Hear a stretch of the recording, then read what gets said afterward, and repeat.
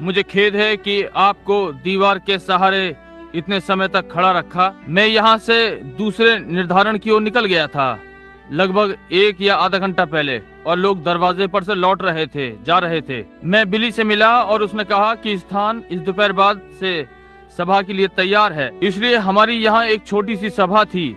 हमने इसे लोकल अखबारों में नहीं दिया था, इसलिए हमारे पास संगति के लिए थोड़ा समय था। जैसा कि नगर से बाहर के लोग जानते होंगे, जब घर पर रहा जाता है तो हर समय व्यस्त रहते हैं, हमेशा जल्दी में रहते हैं, इधर उधर जाना और जल्दी जल्दी। इसलिए मैं इस बात का अभ्यस्त हो गया हूँ। मैं ऐसे स्थान में जाता हूँ जहाँ तक हो सके मुझे इन बातों की चिंता ना करनी पड़े। और आप जानते हैं कि आपको थोड़ा समय खर्च करना पड़ता है और प्रभु के साथ अधिक से अधिक रहें। यदि आप ऐसा नहीं करते हैं तो आप सभा में पवित्र आत्मा की ताजगी के साथ नहीं आ सकते। और जब आप अंदर आते हैं, जैसे कि आज हुआ, जहाँ की केवल एक बड़ा मोह है, कभी कभी मेरे लिए एक प्रकार से कठिन है कि इन छोटे छोटे झटकों धक्कों से बचकर आऊं, आप समझे, और स्वयं को परेशान करूं। जब मैं ऐसा करता हूं तो मैं इसमें कहीं भी पवित्र आत्मा नहीं देख पाता हूं। इसलिए मुझे खेद होता है। यद्यपि लोगों के लिए जो आराधनालय के गलियारे और बाहर चारों ओर खड़े रहते हैं और वे आकर भीतर देखते हैं और वापस कार में जाकर वापस हो जाते हैं। मैं वो हाई स्कूल कुछ रात्रि सभाओं के लिए लेना चाहता था, परंतु आजकल वो विद्यालय चल रहा है और इस समय के चलते मेरे लिए ये कठिन है। परंतु मैं ये कहना चाहता हूँ कि निश्चय ही मैं आप में से प्रत्येक की सराहना करता हूँ जो अंदर और बाहर हैं, और आपके अच्छे सहयोग के लिए और उस सब के लिए जो आपने किया है। इस प्रातः संडे स्कूल मैंने उन लोगों का धन्यवाद किया जिन्होंने बीती रात्रि मेरे लिए दान दिया, जो कि एक अविनय दान था। खुले रूप में मैंने यहाँ के सेवक हमारे पास्टर भाई नेविल और उन्हें बता दिया था कि मैं चाहूंगा कि वे ये ना करें, परंतु उन्होंने किया। जो भी है मैं इसे बताना चाहता हूँ। अब ये एक छोटा सा स्थान है, यहाँ मैं नहीं सोचता कि 300 से अधिक लोग बैठ सकते हैं, और दान $324 था, जिसका अर्थ है औसतन प्रत्येक ने लगभग $1 दिया। मेरे जीवन का ये सबसे अच्छा दान है जो कभी मुझे मिला। इन लोगों की गिनती के अनुसार अधिकतर औसतन ये प्रति व्यक्ति 24 सेंट के लगभग होता है। 25-27 सेंट प्रति व्यक्ति बड़ा दान होता है, परंतु इसका औसत $1 प्रति व्यक्ति, और निश्चय ही मैं इसकी सराहना करता हूँ। और संभव है ये प्रातः मुझे ना मिलती कि मैं आप लोगों पर ये प्रकट ना करता। हमें फलों का मुरब्बा मिला। मुरब्बे का बॉक्स सीढ़ियों पर रखा हुआ था और एक साधारण से व्यक्ति ने यह हमें भेजा। पत्नी और मैं, हम अपना धन्यवाद आप लोगों पर प्रकट करना चाहते हैं, और मैं निश्चित हूँ सबसे अच्छा जो हम जानते हैं कि ये सब परमेश्वर के राज्य के लिए है। और इससे मुझे कुछ ऐसा लगा, मेरी इच्छा है मेरे पास बड़ा सा स्थान होता जहाँ पर हम लंबे समय के लिए इसे जारी रखते और लोगों की सेवा करते। परंतु आज ही रात्रि सभा के पश्चात मुझे जाना है, जो कि मैं आज रात नहीं जा पाऊंगा, परंतु प्रातः जल्दी ही चला जाऊंगा। अगले शनिवार रात्रि मैं वापस आकर और रविवार प्रातः कोलोराडो को फिर रवाना होऊंगा, और रात्रि के बाद दूसरी रात्रि जाना है। और तब मेरी अगली विदेश की सभाएं जनवरी में हैं, जो कि ऑस्ट्रेलिया और न्यूजीलैंड और उनमें से होते हुए। अब मैं चाहता हूं कि आप मेरे लिए प्रार्थना करें। निश्चय ही मेरी इच्छा है कि आप लोग प्रार्थना करें। और तब मैं चाहता हूं कि हम सब उस सर्व सामर्थी परमेश्वर के आभारी हों जिसने हमारी इस छोटी सी सभा में इतने बड़े कार्य किए हैं। समय अवधि के लिए मेरा विश्वास है कि ये सभा अधिक गुण संपन्न रही बजाय किसी और सभा के, जो कि अपने जीवन में मैंने कभी इस आराधनालय में की। लगता है प्रभु आशीषें देने पर है। मैंने सोचा संभव है इस सभा की अवधि में कि दर्शनों से जो कि मुझे मिलते हैं, मेरी सेवकाई इससे अच्छी और महान सेवकाई में बदलने जा रही है। जैसा कि आप लोगों ने सुना है, ये होने ही वाला है, जो कि इन 3 सेवाओं की भविष्यवाणी हुई है, या इन 2 की। ये वाली भी उसी तरह की होगी, केवल उससे बड़ी। परंतु इस पहली रात्रि मैंने केवल लोगों को यहाँ सामने ऑल्टर पर बुलाया और सीधा उनको वार पार समझने में चला गया। दूसरी रात्रि मैं उन्हें कमरे में ले गया और सीधा सीधा उनके विचारों और स्थितियों को जानने में चला गया। और तब अंतिम 2 रात्रियां हम उन्हें यहाँ मंच पर लाए और सीधे सीधे उनको वार पार समझने में चला गया। परंतु कुछ बातों का ब्यौरा देने के लिए मंच पर एक सेवक ने अपनी दृष्टि प्राप्त की और गत रात्रि 2 छोटी छोटी बालिकाएं अपनी पहिए वाली कुर्सी पर बीमारी के साथ थीं और कोई नहीं जानता था कि ये क्या है, कोई डॉक्टर नहीं। उनके पैर बड़े बड़े और उनके पंजे झड़ रहे थे, उंगलियां झड़ रही थी, उनके लिए कुछ भी नहीं किया जा सकता था। और जब आत्मा का अभिषेक था, मैं प्रभु यीशु के नाम में गया और उस रोग को श्रापित किया और वे पहिए वाली कुर्सी में से उठकर चली गईं और आज प्रातः इस आराधनालय में और बालकों के समान चल फिर रही हैं और आकर मसीही बपतिस्मा लिया इस प्रातः इसी तालाब में। जब मैं कुछ मिनटों का अध्ययन कर रहा था, थोड़े समय पहले मेरे एक मित्र भाई हुवर नीचे केंटकी में एक यहाँ से निकलते हुए मेरी पत्नी को एक बात कह गए कि गत रात्रि सभा में से पंक्ति बुलाते हुए एक महिला जिसके पास कोई प्रार्थना पत्र या कुछ नहीं था, केवल वहाँ बैठी प्रार्थना कर रही थी। और वहाँ पर एक महिला थी, मुझे स्मरण नहीं, उसने कितने समय से खाना नहीं खाया था, उसके पेट में मांस बढ़कर भर गया था और प्रभु ने उसे पुकारा और उसे चंगा कर दिया। और आज प्रातः वो उठी और साधारण तरह से नाश्ता किया और आज रात्रि यही कहीं है। और दूसरा बता रहा था, ओ समय अनुमति नहीं दे रहा है कि बताएं कि प्रभु ने हमारे लिए क्या क्या किया है, इसलिए हमारे लिए ये जानने के लिए साहस बढ़ता है कि ये पास ही है, कुछ महान घटित होने को है। गत सांझ सभा के पश्चात संदेश के बाद मैंने कभी भी ऐसा नहीं देखा कि पवित्र आत्मा ने कभी लोगों को इतने महान तरीके से अभिषेक किया हो जैसे पिछली रात्रि किया। हम अगली दूसरी रात्रि की राह देख रहे हैं और अब मेरे लिए प्रार्थना करें। और मैं परमेश्वर के आशीषित वचन पढ़ना चाहता हूँ। और इससे पहले कि हम वचन पढ़ें, हम एक क्षण के लिए अपने झुके हुए सिरों के साथ हम उससे बातें करें। प्रिय स्वर्गीय पिता, आज रात्रि हम तेरे पास आए हैं।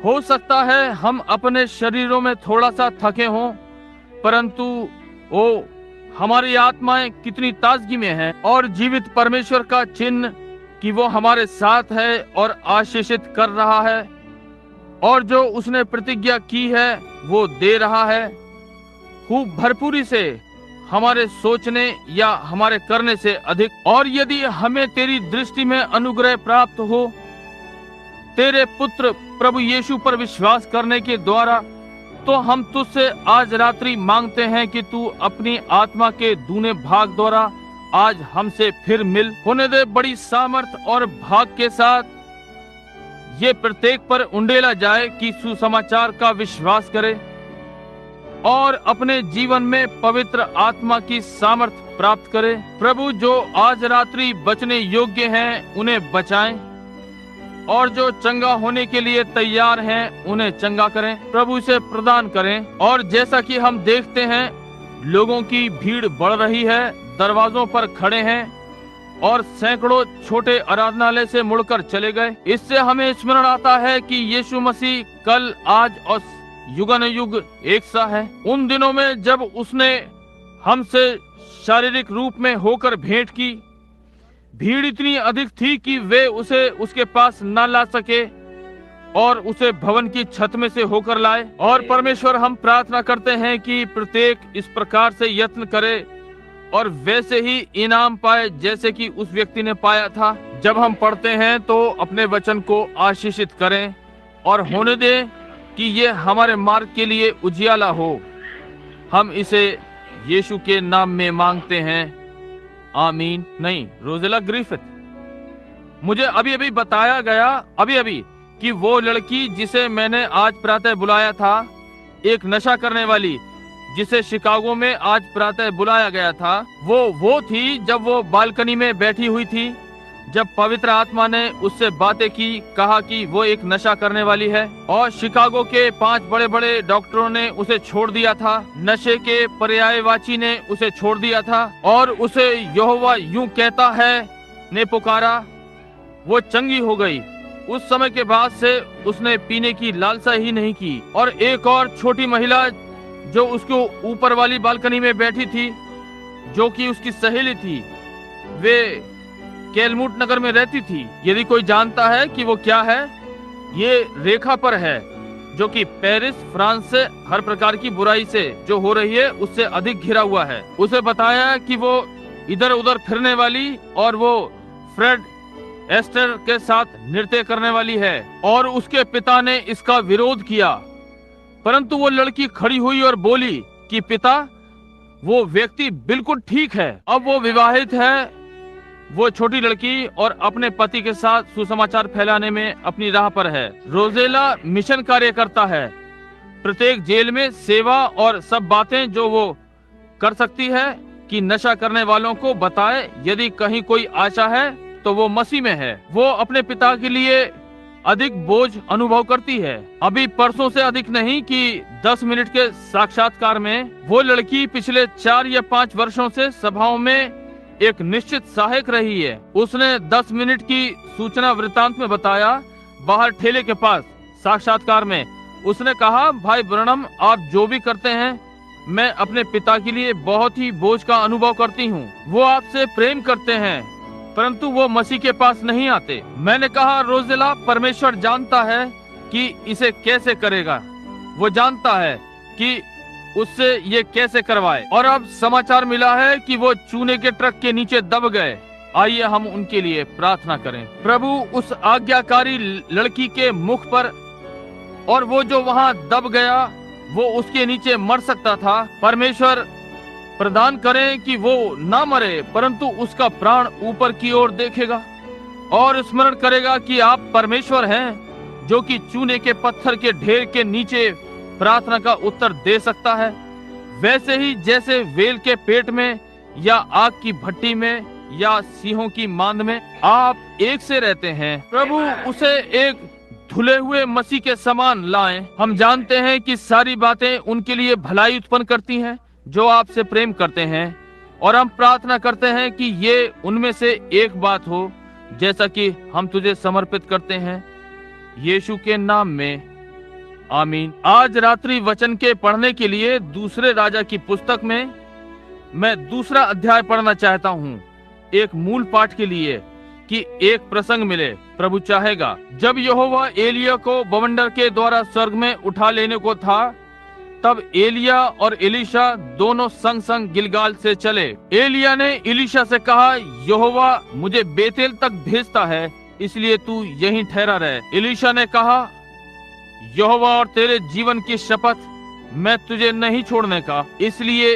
वे बेतेल को चले गए। और बेतेल वासी भविष्यद्वक्ताओं के चेले एलीशा के पास आकर कहने लगे, क्या तुझे मालूम है कि आज यहोवा तेरे स्वामी को तेरे ऊपर से उठा लेने पर है? उसने कहा, हाँ मुझे भी ये मालूम है, तुम चुप रहो। और एलिया ने उससे कहा, हे एलीशा, यहोवा मुझे यरोही को भेजता है, इसलिए तू यहीं ठहरा रहे। उसने कहा, यहोवा और तेरे जीवन की शपथ, मैं तुझे नहीं छोड़ने का।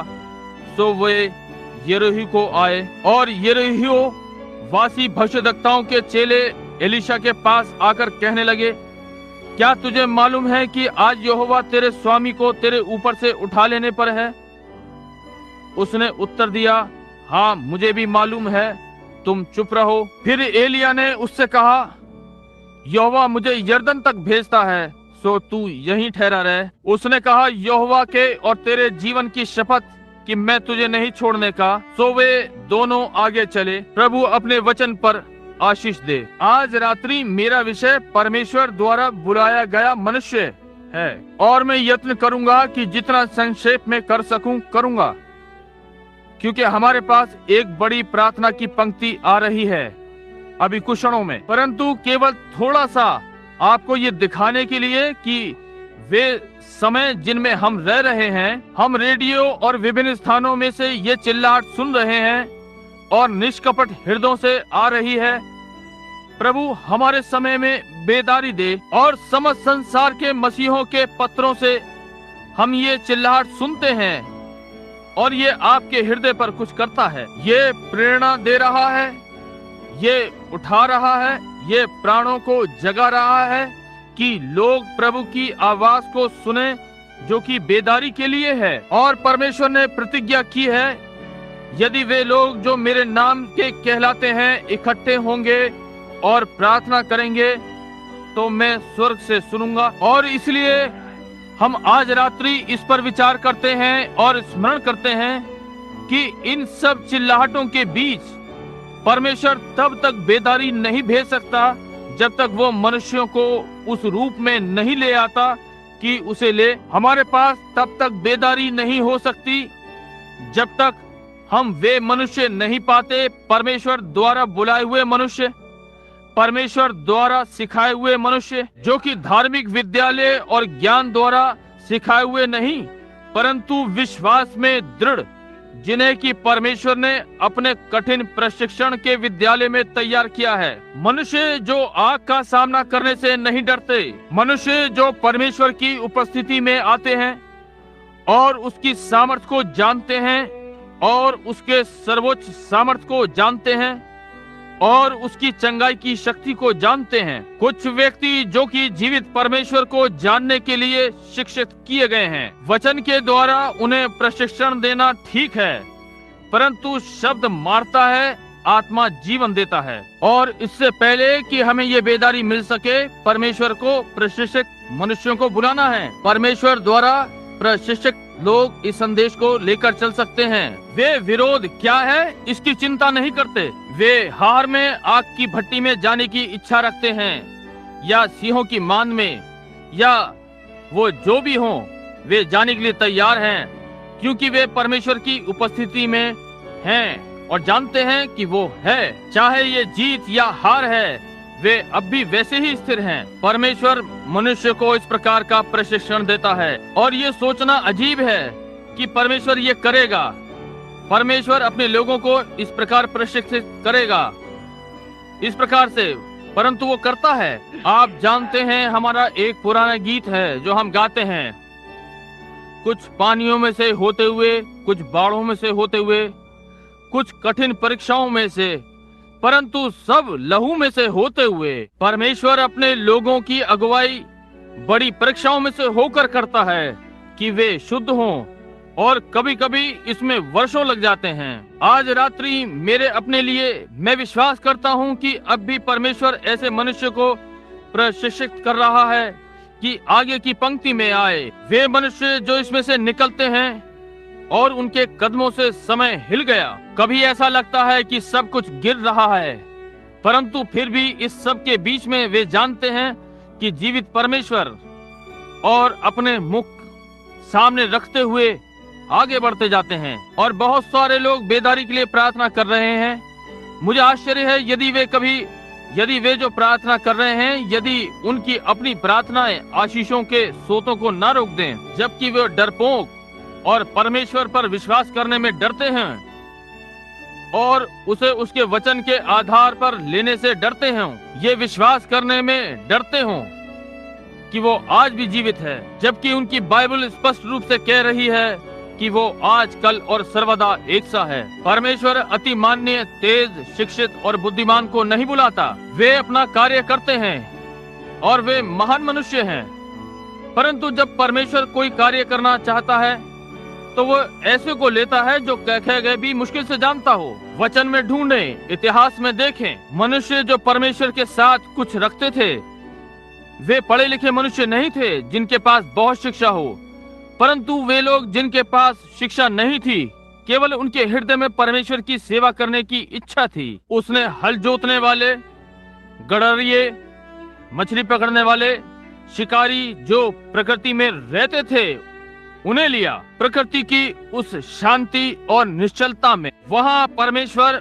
उनसे बात कर सकता था और उसने उन्हें बुलाया। और यदि वे ये पाते हैं कि उसने महान बुद्धिमान को बुलाया, तो अंत में वो व्यक्ति उसी बुद्धि की धारणाओं में वापस चला गया। और उसके पश्चात जब विशेष कार्य का समय आता है, तो वो संसार के लोगों के साथ मिल गया कि उसे स्वीकार कर लें। इसलिए परिणाम में नामधारी में बदल गया और हट गया और सेवक बनाए। और ये ठीक है, और जो ऐसा करेगा, मैं उसके विरोध में कुछ नहीं कहता। परमेश्वर जब कुछ करने के लिए तैयार होता है उस अलौकिक क्षेत्र में, तो वो ऐसा व्यक्ति लेता है जिस पर वो विश्वास कर सके और उसे अभिषेक करके भेजता है, और वो कार्य में निर्भय होता है। आज हमें इसी प्रकार के मनुष्य की आवश्यकता है, दिखावटी विद्वान की नहीं, परंतु वो मनुष्य जो परमेश्वर को उसकी पुनरुत्थान की सामर्थ्य में जानता हो। उदाहरण के लिए बाइबल में एक मनुष्य था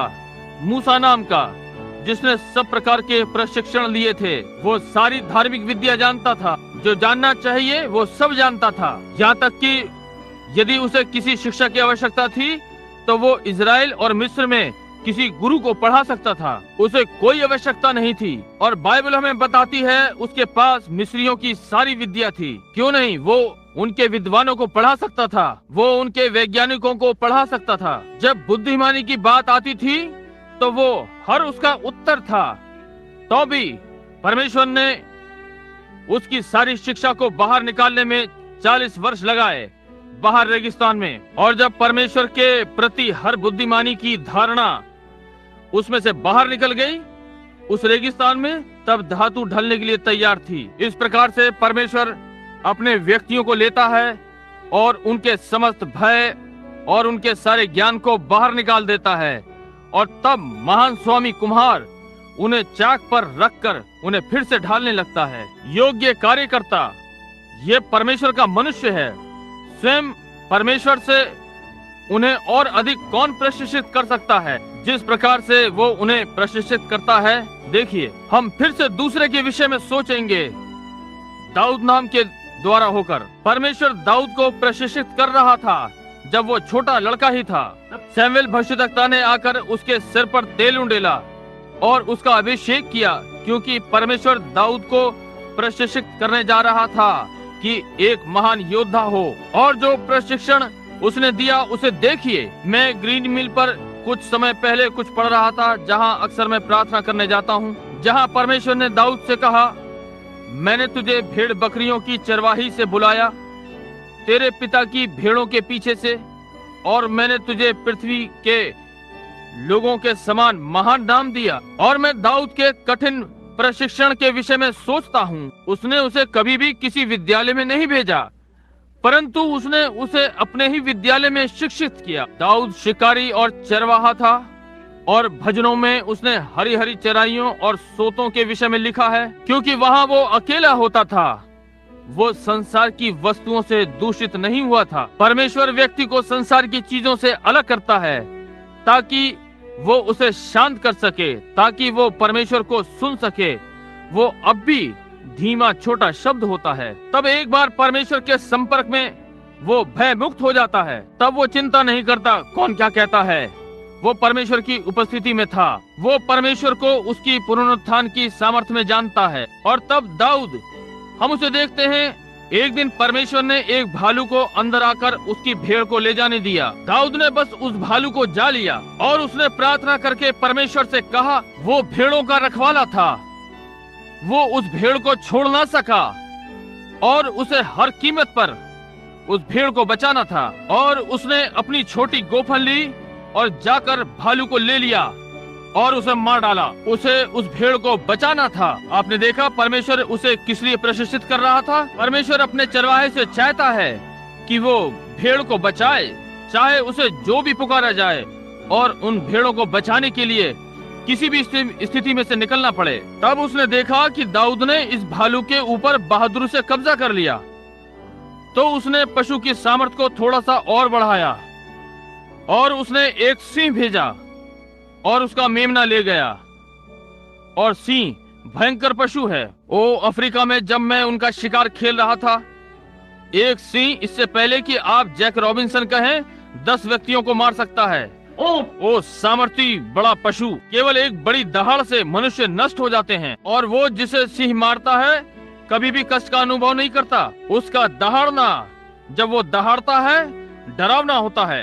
वे विशालकाय पंजे एक सेकंड में दर्जन भर मनुष्यों को फाड़ देते हैं। और एक छोटे लड़के के विषय में सोचकर कि बाइबल बताती है वो छोटा ही था, इसका अर्थ हुआ छोटा लड़का ही था। एक छोटी सी गोफन के साथ, आप जानते हैं वो क्या है, एक छोटा सा चमड़े का टुकड़ा जिसके दोनों ओर रस्सियां होती हैं। और भूखा सिंह जो पहले ही लहू का स्वाद ले चुका है, अंदर आकर उसकी भेड़ पकड़ लेता है। दाऊद ने परमेश्वर की ओर देखा और कहा, मैं इसे नहीं छोड़ सकता, प्रभु आप मेरी सहायता करें। और उसने गोफन से सिंह को नीचे गिरा दिया। और जब सिंह उसके विरुद्ध फिर उठा, वो छोटा लड़का और सिंह जो कि लगभग 500 पाउंड या अधिक वो छोटा लड़का संभवतः 70 या 80 पाउंड का, उसने अपने छोटे बेल्ट में से चाकू निकाला और जब सिंह उठा, जो कि एक दो थप्पड़ में 10 व्यक्तियों को मार सकता था, उसने सिंह की दाढ़ी को पकड़ा और उसे मार डाला। साहस!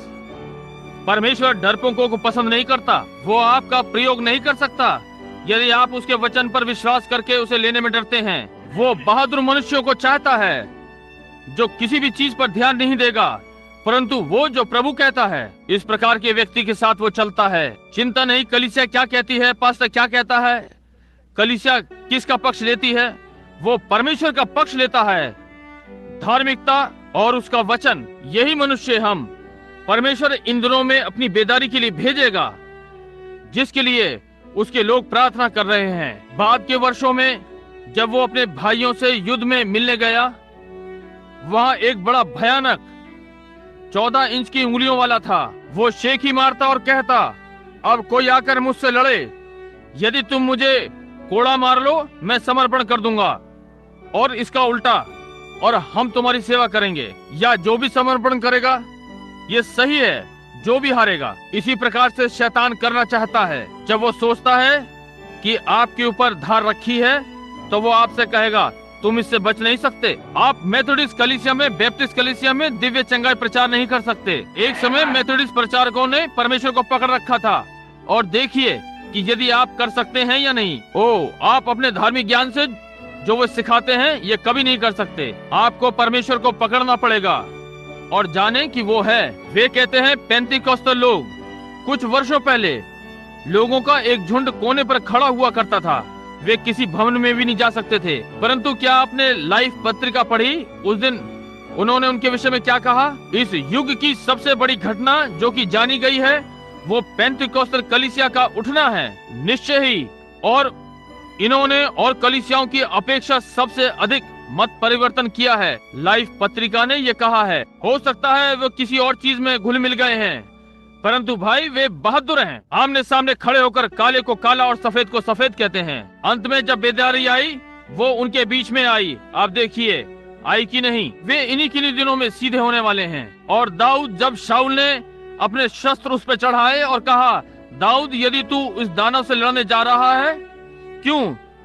तू कुछ नहीं, केवल एक लड़का है, बस एक लड़का, और वो बालकपन से ही योद्धा है। तू कैसे उससे लड़ सकता है? इस छोटे दाऊद की सुनिए। आपने देखा उसने इस प्रकार से नहीं कहा, शाऊल महाराजा धीराज, मेरे पिता ने मुझे व्याकरण विद्यालय, कॉलेज, हाई स्कूल में भेजा, मेरे पास PhD, मैं इसे करने हेतु सुसज्जित हूँ, मैं तेज हूँ। उसने ऐसा कभी नहीं कहा। उसने कहा, मेरे प्रभु, उसने कहा, जब मैं अपने पिता की भेड़ें चराया करता था, एक भालू आ गया और एक को पकड़ लिया और मैंने उसे मार डाला। सिंह अंदर आया, एक को पकड़ लिया और मैंने उसे मार गिराया, और जब वो उठा तो मैंने उसे घात कर दिया। और उसने कहा, वो परमेश्वर जिसने मुझे भालू और सिंह के पंजे से बचाया, वो ही मुझे इस खतना रहित फिलिस्तीनी से बचाएगा।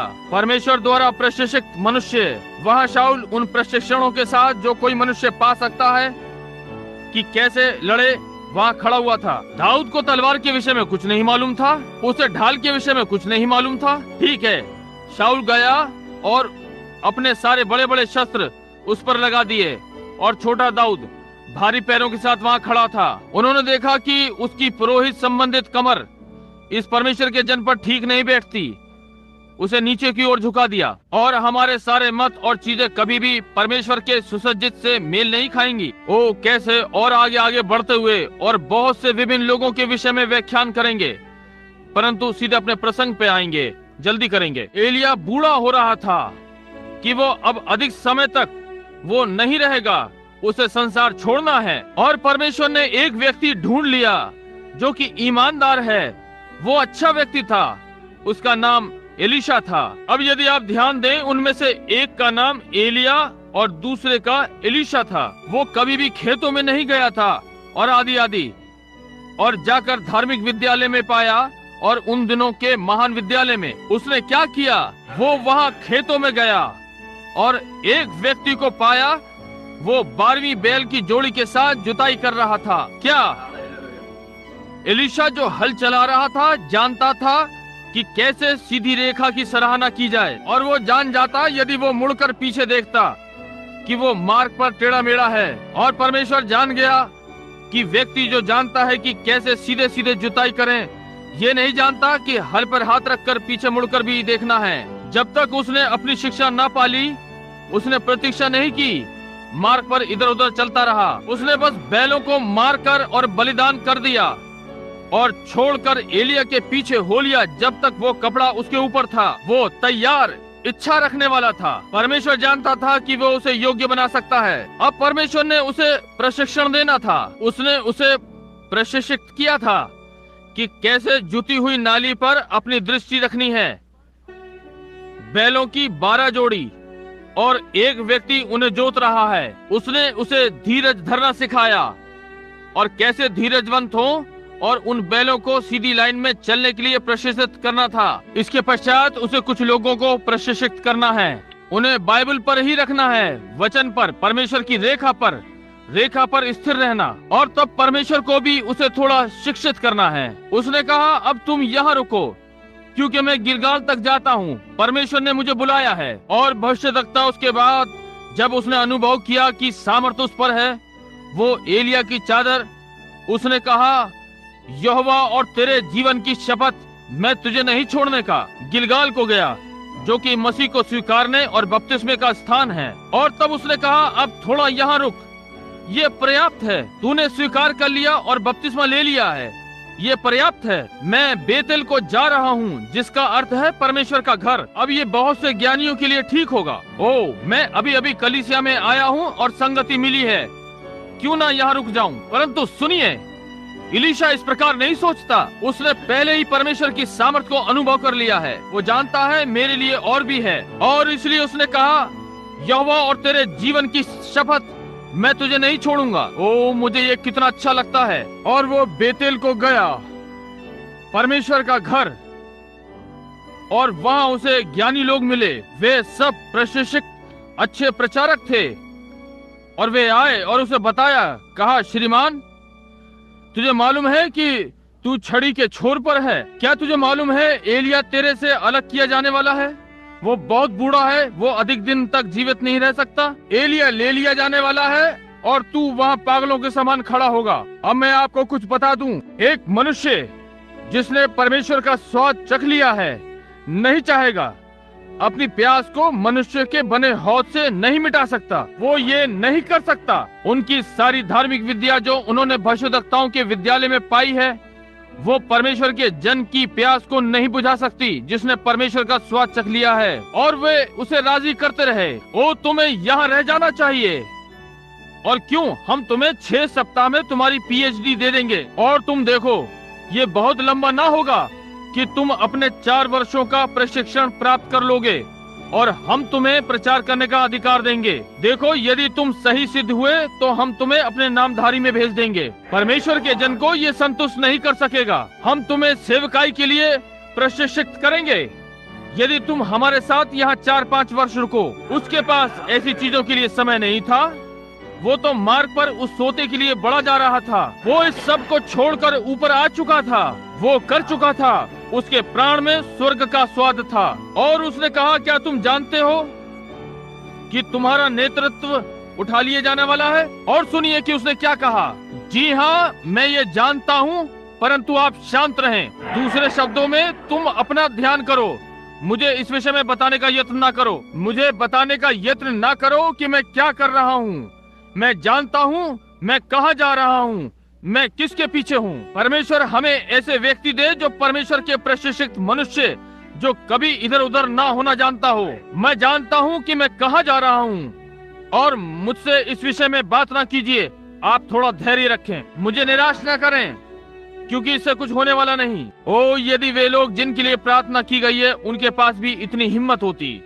आश्चर्यक्रम के दिन बीत गए, ये वास्तविक नहीं था। आप देखिए, आप फिर बीमार हो जाएंगे। केवल धैर्य रखें, मुझे इस विषय में कुछ ना बताएं, मैं आगे बढ़ रहा हूँ। बेदारी आ रही है, परमेश्वर ने इसकी प्रतिज्ञा कर दी है। तुम परमेश्वर के पुत्रो, उस क्षेत्र में से निडर होकर के निकल चलो। निडर परमेश्वर को उसके वचन के आधार पर लीजिए। मैं जानता हूँ कि वो उठा लिए जाने वाला है, परंतु ये वो नहीं है जिसके लिए मैं, तुम्हारे पास ऐसा कुछ नहीं है जिसमें मेरी रुचि हो। तुम्हारी सारी डिग्रियां, पीएचडी और कला स्नातक और ये सारी चीजें मुझे संतुष्ट नहीं करती हैं। केवल आप थोड़ा धैर्य रखें। अच्छा, अब तो तुम टूटकर छिन्न भिन्न होने जा रहे हो। ठीक है, यदि मैं टूटकर बिखर जाता हूँ तो मुझे टूटने दो। मैं अपने निशाने पर हूँ जिस पर कि वो जा रहा था। आप इस पर काबू नहीं पा सकते। मैं जानता हूँ कि मैं इस पर काबू नहीं पा सकता, परंतु परमेश्वर मुझे इससे पार कराएगा। उसने कहा, ठीक है, एलीशा यरदन को जा रहा है, मैं उसके साथ जा रहा हूँ। परमेश्वर हर एक के जीवन में यरदन चाहता है, इसलिए एलीशा आता है। कहा, अब एलीशा, एलिया ने एलीशा से कहा, तुम अभी नवयुवक हो, संभवतः इस प्रकार से, और वास्तव में तुमने कभी शिक्षा नहीं पाई। बूढ़ा भविष्यवक्ता उसकी परीक्षा लेने का यत्न कर रहा था। उसने कहा, तुम अभी एक नवयुवक हो, तुमने अधिक शिक्षा नहीं पाई है। क्यों नहीं तुम? ये वास्तव में तुम्हारे पास व्याकरण विद्यालय की शिक्षा नहीं है। केवल तुम इतना जानते हो कि जुताई कैसी की जाए। इसलिए अच्छा है कि तुम यहीं ठहरो और तुम्हें कला स्नातक की डिग्री मिल जाए। देखा, अच्छा है कि तुम यहाँ रुको और अपनी डिग्री ले लो। परंतु एलीशा वो व्यक्ति नहीं था जिसने एक बार परमेश्वर को छुआ हो और अपने ऊपर अभिषेक की सामर्थ को अनुभव किया हो। उसने कहा, यहोवा और तेरे जीवन की शपथ, मैं तुझे नहीं छोड़ूंगा। उसका एक उद्देश्य था। उसने दर्शन देखा, वो जानता था कि क्या घटित होने वाला है। और वे दोनों यरदन पर चले गए। यरदन का अर्थ मृत्यु है। वहाँ वे खड़े होते हैं, एक बूढ़ा और एक युवक। ये वास्तव में मसीह और उसकी कलीसिया को दर्शाता है। और वहाँ वे यरदन नदी के किनारे खड़े हैं। वहाँ वो यहूदा की पहाड़ियों पर से आती है, चीरती हुई, बड़ा कोलाहल करती हुई इस प्रकार से। और एलीशा अपने पीछे सफेद लटकते बालों के साथ और उसकी धुंधली आंखें यरदन के पार देख रही हैं। और ये नवयुवक उसके हर कार्य को ध्यानपूर्वक देख रहा है जो वो कर रहा है। एक नवयुवक दर्शन की प्रतीक्षा कर रहा है कि परमेश्वर की इच्छा को पूरा करे। दूसरा घर जाने को था। वे दोनों यरदन पर थे। एलीशा, उसके लिए वो घर जा रहा है। एलिया का जीवन कड़वाहट से भरा था। वहाँ उस महिला प्रचारक ने जीवन में उसे तंग किया था, इजाबेल और आहाब, और वे पत्थर और वे सब जिसमें से होकर वो निकलता था। एलिया थक गया था और वो जानता था कि उसने एक अच्छी लड़ाई लड़ी और अपनी दौड़ को पूरा किया। यरदन के पार उसका अवकाश ग्रहण करना था, परंतु एलीशा उस आत्मा को देख रहा था जो उस पर थी। इसलिए यदि आप ध्यान दें कि प्रत्येक विश्वासी, जब आप ऐसे स्थान पर आते हैं जहां आपको अनुकरण करना है, तब आप यरदन की ठंडी लहरों को अपने पैरों पे चढ़ते हुए अनुभव करेंगे। क्या आप पार जा रहे हैं या आप नहीं जा रहे हैं? यरदन एक अलगाव अलग करती है। और वहाँ पीछे पहाड़ियों पर वे प्रचारक थे, अभी भी एलीशा को पुकार रहे थे, अच्छा है कि तुम पार ना जाओ, तुम अधिक दूर निकल जाओगे। वे आज भी यही टिप्पणी करते हैं। परंतु एलीशा ने कहा, यदि परमेश्वर परमेश्वर है और ये उसका भविष्यवक्ता है और मुझे उसका स्थान लेना है और कार्य करने के लिए मुझे उसकी आत्मा की आवश्यकता है। मुझे उनके विद्यालय नहीं चाहिए। यदि उनके विद्यालयों ने ये किया होता तो उन्होंने उसका स्थान ले लिया होता, परंतु परमेश्वर ने ये करने के लिए मुझे बुलाया है और मुझे उसके आत्मा की आवश्यकता है। यदि कलीसियाओं के विद्यालयों ने स्थान ले लिया होता और सामर्थ जो यीशु ने प्रदान की थी, तो वे इसे वर्षों पहले ले चुके होते, मेथोडिस्ट, बैप्टिस्ट, कैथोलिक, प्रेस्बिटेरियन। परंतु ये कभी नहीं करेगा। यीशु मसीह का आत्मा लो और आप इसके पीछे सारे नामधारियों की यरदन को पार कर जाएंगे।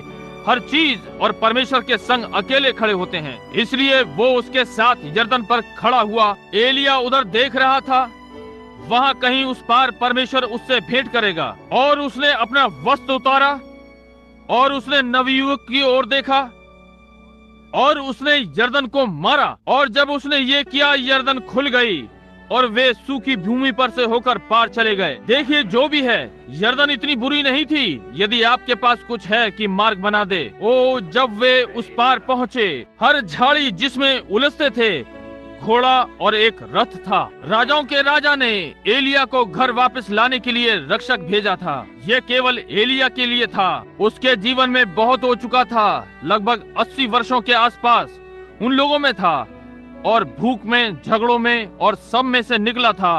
वो घर जाने के लिए तैयार। और उसने एलीशा को देखा और एलीशा एक दर्शन देखना चाहता था। वो उसके पीछे वहाँ जितनी शिक्षाएं चल रही थी वो उन्हें रोक सकता था, वे कहीं भी नहीं पहुंच पा रहे थे। परमेश्वर उसे अपनी विधि से प्रशिक्षित करने जा रहा था। इसलिए जब उसने वहां देखा कि सारी झाड़ियां जो वहां पर थीं, वे आग के रथ और आग के घोड़े। इसने एलीशा के साथ कुछ किया, उसने एक दर्शन देखा। हाँ भाई, और जब परमेश्वर ने एलिया को ऊपर उठा लिया तो वो अपने आत्मा के दूने भाग के साथ वापस आया। तब वो बेदारी के लिए तैयार था। अब उस व्यक्ति को देखिए जो थोड़ा पहले हल जोतने वाला लड़का था। परमेश्वर ने उसका नाम अमरणहार बना दिया। सारे भविष्यद्वक्ता जो चारों ओर खड़े उसे देख रहे थे, उन्हें उसके कदमों पर झुकना पड़ा, क्योंकि परमेश्वर की सामर्थ उस पर थी। अब वो घड़ी आ रही है जब परमेश्वर संसार को उन पुरुषों और महिलाओं के कदमों में झुका देगा जिन्होंने गोता मार के और यर्दन को पार किया और अपने आप को संसार की वस्तुओं से अलग कर लिया। भाई और बहन, आज रात्रि आप जो भी करते हैं, जो भी आप सोचते हैं, आप परमेश्वर के संग यर्दन को पार करें, आगे बढ़िए और अलग हो जाएं, संसार को पीछे छोड़ दें। परमेश्वर आपको अपनी सेवा के लिए प्रशिक्षित करे। इस बेदारी से पहले के दिनों में हम रह रहे हैं, परंतु परमेश्वर हमें ढूंढ रहा है, हृदयों को खोजने का यत्न कर रहा है। देखिए, उसे पौलुस नाम एक व्यक्ति मिला, अपने ही तरीके का फरीसी, परंतु उसे उसको तैयार करना था इससे पहले कि वो प्रेरित हो जाए। देखिए उसने सारे मानव युग में क्या किया है। उसने उन्हें लेकर उनका सारा धार्मिक ज्ञान उनमें से बाहर निकाल दिया। और पौलुस जैसे ही उसने दर्शन देखा, वो यरूशलेम में महान शिक्षक गैमलियल के पास नहीं गया। इजराइल में महानतम था जिसके की द्वारा वो पढ़ाया गया था, वो उससे परामर्श लेने वहाँ कभी वापस नहीं गया। क्यों? यहाँ तक कि यरूशलेम में भी 14 वर्षों तक नहीं गया, परंतु मिस्र को प्रार्थना सभा में चला गया, जहाँ परमेश्वर ने उससे बहुत सी नए नियम की पुस्तकें लिखवाई। देखा, परमेश्वर लोगों को ढूंढ रहा है। उसके पास कोई था जिससे वो वाचा लिखवाना चाहता था, इसलिए उसने पौलुस को चुना और उसने उसमें से सारी धार्मिक विद्या बाहर निकाल दी। और पौलुस ने कहा, मसीह को जानने के लिए उसे वो सब कुछ भुला देना पड़ा जो वो जानता था। आज परमेश्वर हम में से संसार को खाली करने का यत्न कर रहा है और हमसे हम ही को खाली करा रहा है और भय रहित पुरुष और महिला बना रहा है जो परमेश्वर से प्रेम करते हैं और परमेश्वर के साथ स्थिर रहेंगे और अलग करने वाली रेखा यर्दन को पार करेंगे, ताकि वो हमें अपनी महिमा के लिए प्रयोग कर सके। ये वही घड़ी है कि मैं चाहता हूँ कि आप ध्यान पूर्वक सोचें। और यदि आपने ये स्थान कभी पार नहीं किया है, यदि आप इस रेखा के पार कभी नहीं आए हैं जहां आप अब भी कहते हैं, देखिए मेरी माँ एक अमुक कलीसिया से संबंधित है, ये ठीक है, वो आपका स्थान नहीं लेगी। समझे? परमेश्वर आज पुरुष और महिलाओं को अगली युद्ध की पंक्ति में बुला रहा है। उन्हें गिलगाल नहीं बुला रहा है, ना ही यरीहो या बेतेल बुला रहा है, वे नष्ट हो जाएंगे, परंतु वो उन्हें यर्दन के पार बुला रहा है और वो अपनी ही सामर्थ्य से आपको विद्यालय से निकाल रहा है और आपको बना रहा है और ढाल रहा है। देखिए वो यहाँ अब क्या कर रहा है, अपने पुत्र के आत्मा को नीचे भेज रहा है। वो चिन्ह और चमत्कार आश्चर्य कर्म कर रहा है जो कि संसार ने पिछले 2000 वर्षों से नहीं देखे। वैज्ञानिक संसार ने उसका चित्र खींचा है। आज रात्रि आग का खंबा प्रभु का दूत वॉशिंगटन डीसी में धार्मिक कला के संग्रहालय में लटका है। केवल एक ही अलौकिक विज्ञान से प्रमाणित चित्र, वो अपने वही चिन्ह आश्चर्य कर्म सामने ला रहा है। ये क्या है? ये यर्दन को पार करना है। परमेश्वर के संग अकेले में हो जाएं, उसकी अपनी शुद्ध होने की भट्टी में लेट जाएं, महान स्वामी कुमार के चाक पर आ जाएं और उसे आपको ढालने दें। आज रात्रि जबकि हम प्रार्थना में हैं, जबकि हम उस स्थान पर आ रहे हैं कि स्वयं को ठीक उसके चाक पर रख दें और कहें, प्रभु मैं यहाँ पर हूँ, मुझे ढाल दे, मुझे अपनी ही रीति पर बना दे। और परमेश्वर ये करेगा। जबकि हम अपने सिरों को एक क्षण के लिए प्रार्थना में झुकाए हुए हैं, प्रार्थना से पहले मैं अंदर और बाहर वाले लोगों से ये प्रश्न पूछना चाहता हूँ कि आज रात्रि कितने ईमानदारी से यीशु के साथ यर्दन पार जाना चाहते हैं और पार हो जाने पर जहाँ आप दर्शन देख सकें और देखें कि वास्तव में परमेश्वर का क्या अभिप्राय है। क्या आप अपने हाथ उठाएंगे? परमेश्वर आपको आशीष दे। देखें कि मैं अनुमान लगाता हूँ कि लगभग 200 हाथ भवन में उठे हुए हैं। यर्दन पर जाएं, ना कि धार्मिक विद्यालय। एलीशा वहाँ पास से होकर निकल गया। उन्होंने कहा, यहाँ रुक। उसने कहा, मैं नहीं चाहता, ये मनुष्य द्वारा निर्मित है। ओ, ये उस मनुष्य की जो परमेश्वर का प्यासा है, उसकी प्यास नहीं बुझा सकता। कोई धार्मिक विद्यालय का अनुभव, कोई कला की डिग्री नहीं, या आदि आदि कभी भी प्यास नहीं बुझाएगी जब तक आप उस जीवन के सोते से ना पिएं। आप जिन्होंने अपने हाथ उठाए हैं, अब मेरे साथ प्रार्थना करें। प्रिय परमेश्वर, इस कुछ मिनटों की सभा में पुरुष और महिलाएं जो दीवार के साथ साथ खड़े हैं, लड़कियां और लड़कियां जो बाहर खिड़कियों में झुके हुए खड़े हैं, गर्मी है परंतु अभी भी उनमें कुछ है कि आपने उनके ध्यान को अपनी ओर आकर्षित किया है। या तो वो फिर चले गए होते, वे वहां इस प्रकार नहीं खड़े होते, परंतु प्रभु परमेश्वर, क्योंकि वे जानते हैं कि वे मात्र मानव जीव हैं। हम अखबार में पढ़ते हैं जिसमें हमारे एक माननीय अवकाश प्राप्त मेयर ने उपराष्ट्रपति को बोलते सुना और वो चल बसा था। दूसरी रात्रि गेंद के खेल में एक जाना माना व्यक्ति एकदम चला गया और आज रात्रि उनके प्राण कहीं पर हैं। परमेश्वर, एक दिन हमारा भी वही मार्ग होगा। संभव है इस प्रकार नहीं, परंतु हमें जाना है और होने दे कि लोग अपने आपे में आए और अनुभव करें कि किसी कलीसिया से संबंधित होना आपकी मांग ये नहीं है। आप चाहते हैं कि लोग पवित्र आत्मा से भर जाएं, उत्पन्न हों, काट कर निकाले जाएं, अंदर से पवित्र आत्मा द्वारा जलाए जाएं। नए लोग जो रेखा पार हो चुके हैं, परमेश्वर द्वारा बुलाए गए लोग। और हम विश्वास करते हैं कि बिली ग्राम और दूसरे जो बेदारी के लिए प्रार्थना कर रहे हैं, उसे भेजें। जब आप मनुष्य को उनके आपे में से निकाल सकते हैं, उनके धार्मिक शिक्षा के विद्यालय से, उनके अपने जीवित रहने के ढंग से निकालकर निडर लोग, आपके संग चरित्र वाले मनुष्य जो आपका विश्वास करते हैं और आपको आपके वचन के आधार पर ग्रहण करते हैं। परमेश्वर, हो सकता है बहुत से वे जो अब यहाँ खड़े हुए उपस्थित हैं, वे सब जो उनके पास हैं प्रभु यीशु को दे देंगे और संसार को बेच देंगे। गिलगाल को पीछे छोड़ दें, प्रायश्चित का स्थान और आरंभ के मसीही भविष्यद्वक्ताओं के विद्यालय को पीछे छोड़ दें जो अपने धार्मिक ज्ञान के साथ बैठे हैं। यर्दन पार जाएं एक खुले दर्शन पर। जब वे पार जाएंगे तो पाएंगे कि जीवित परमेश्वर अब भी जीवित है। बाद में हम पाते हैं कि ये भविष्यद्वक्ता अपने चारों ओर देखता है और वहां वे ही आग के दूत थे और रथ एक दिन वहां दो तान में थे। प्रभु, आज रात्रि भी वे यहाँ हैं। प्रभु, अपने पुरुषों और महिलाओं को पुकारें, अपने लड़के अपनी लड़कियों को उनके हृदयों में शांति बोलें और उन्हें संसार की वस्तुओं के पार जाने दें।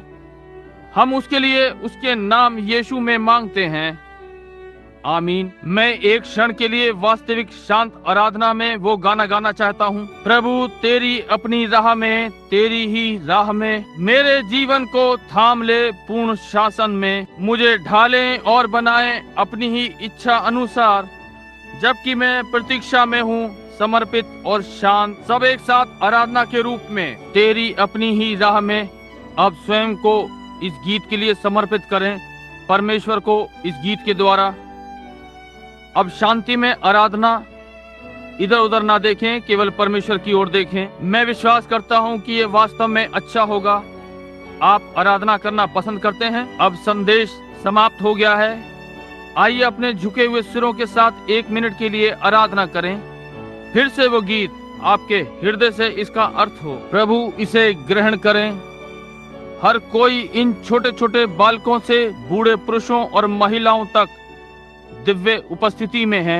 होने दे कि पवित्र आत्मा अभी इनके विश्वास पर कार्य करे और सारे संदेह दूर कर दे, सारी छोटी छोटी असफलताएं, और ऐसा हो कि ये तेरी इच्छा अनुसार ढाले जाएं। जबकि ये तेरे ढलाई के चाक पर हैं, हम अपने प्राणों को समर्पण और फिर से ढलने के लिए रखते हैं। ओ परमेश्वर, इसे ग्रहण करें तेरे पुत्र यीशु के नाम में, आमीन।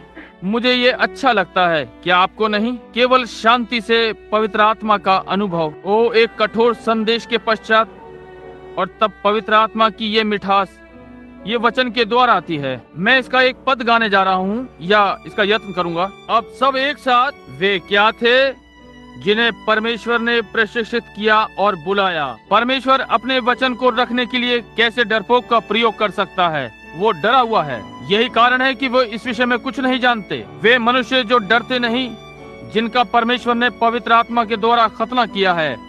परमेश्वर भीतर रहता है। वो ऐसे ही अपने लहू से अपनी गवाही मोहर करेगा जैसे कि कुछ न हो। उसकी गवाही उसके लहू से चिंता नहीं करता। जिससे वो जीता है वो मसीह है। जीना मेरे लिए मसीह और मरना लाभ है। इसके विषय में उन्हें ऐसा ही लगता है।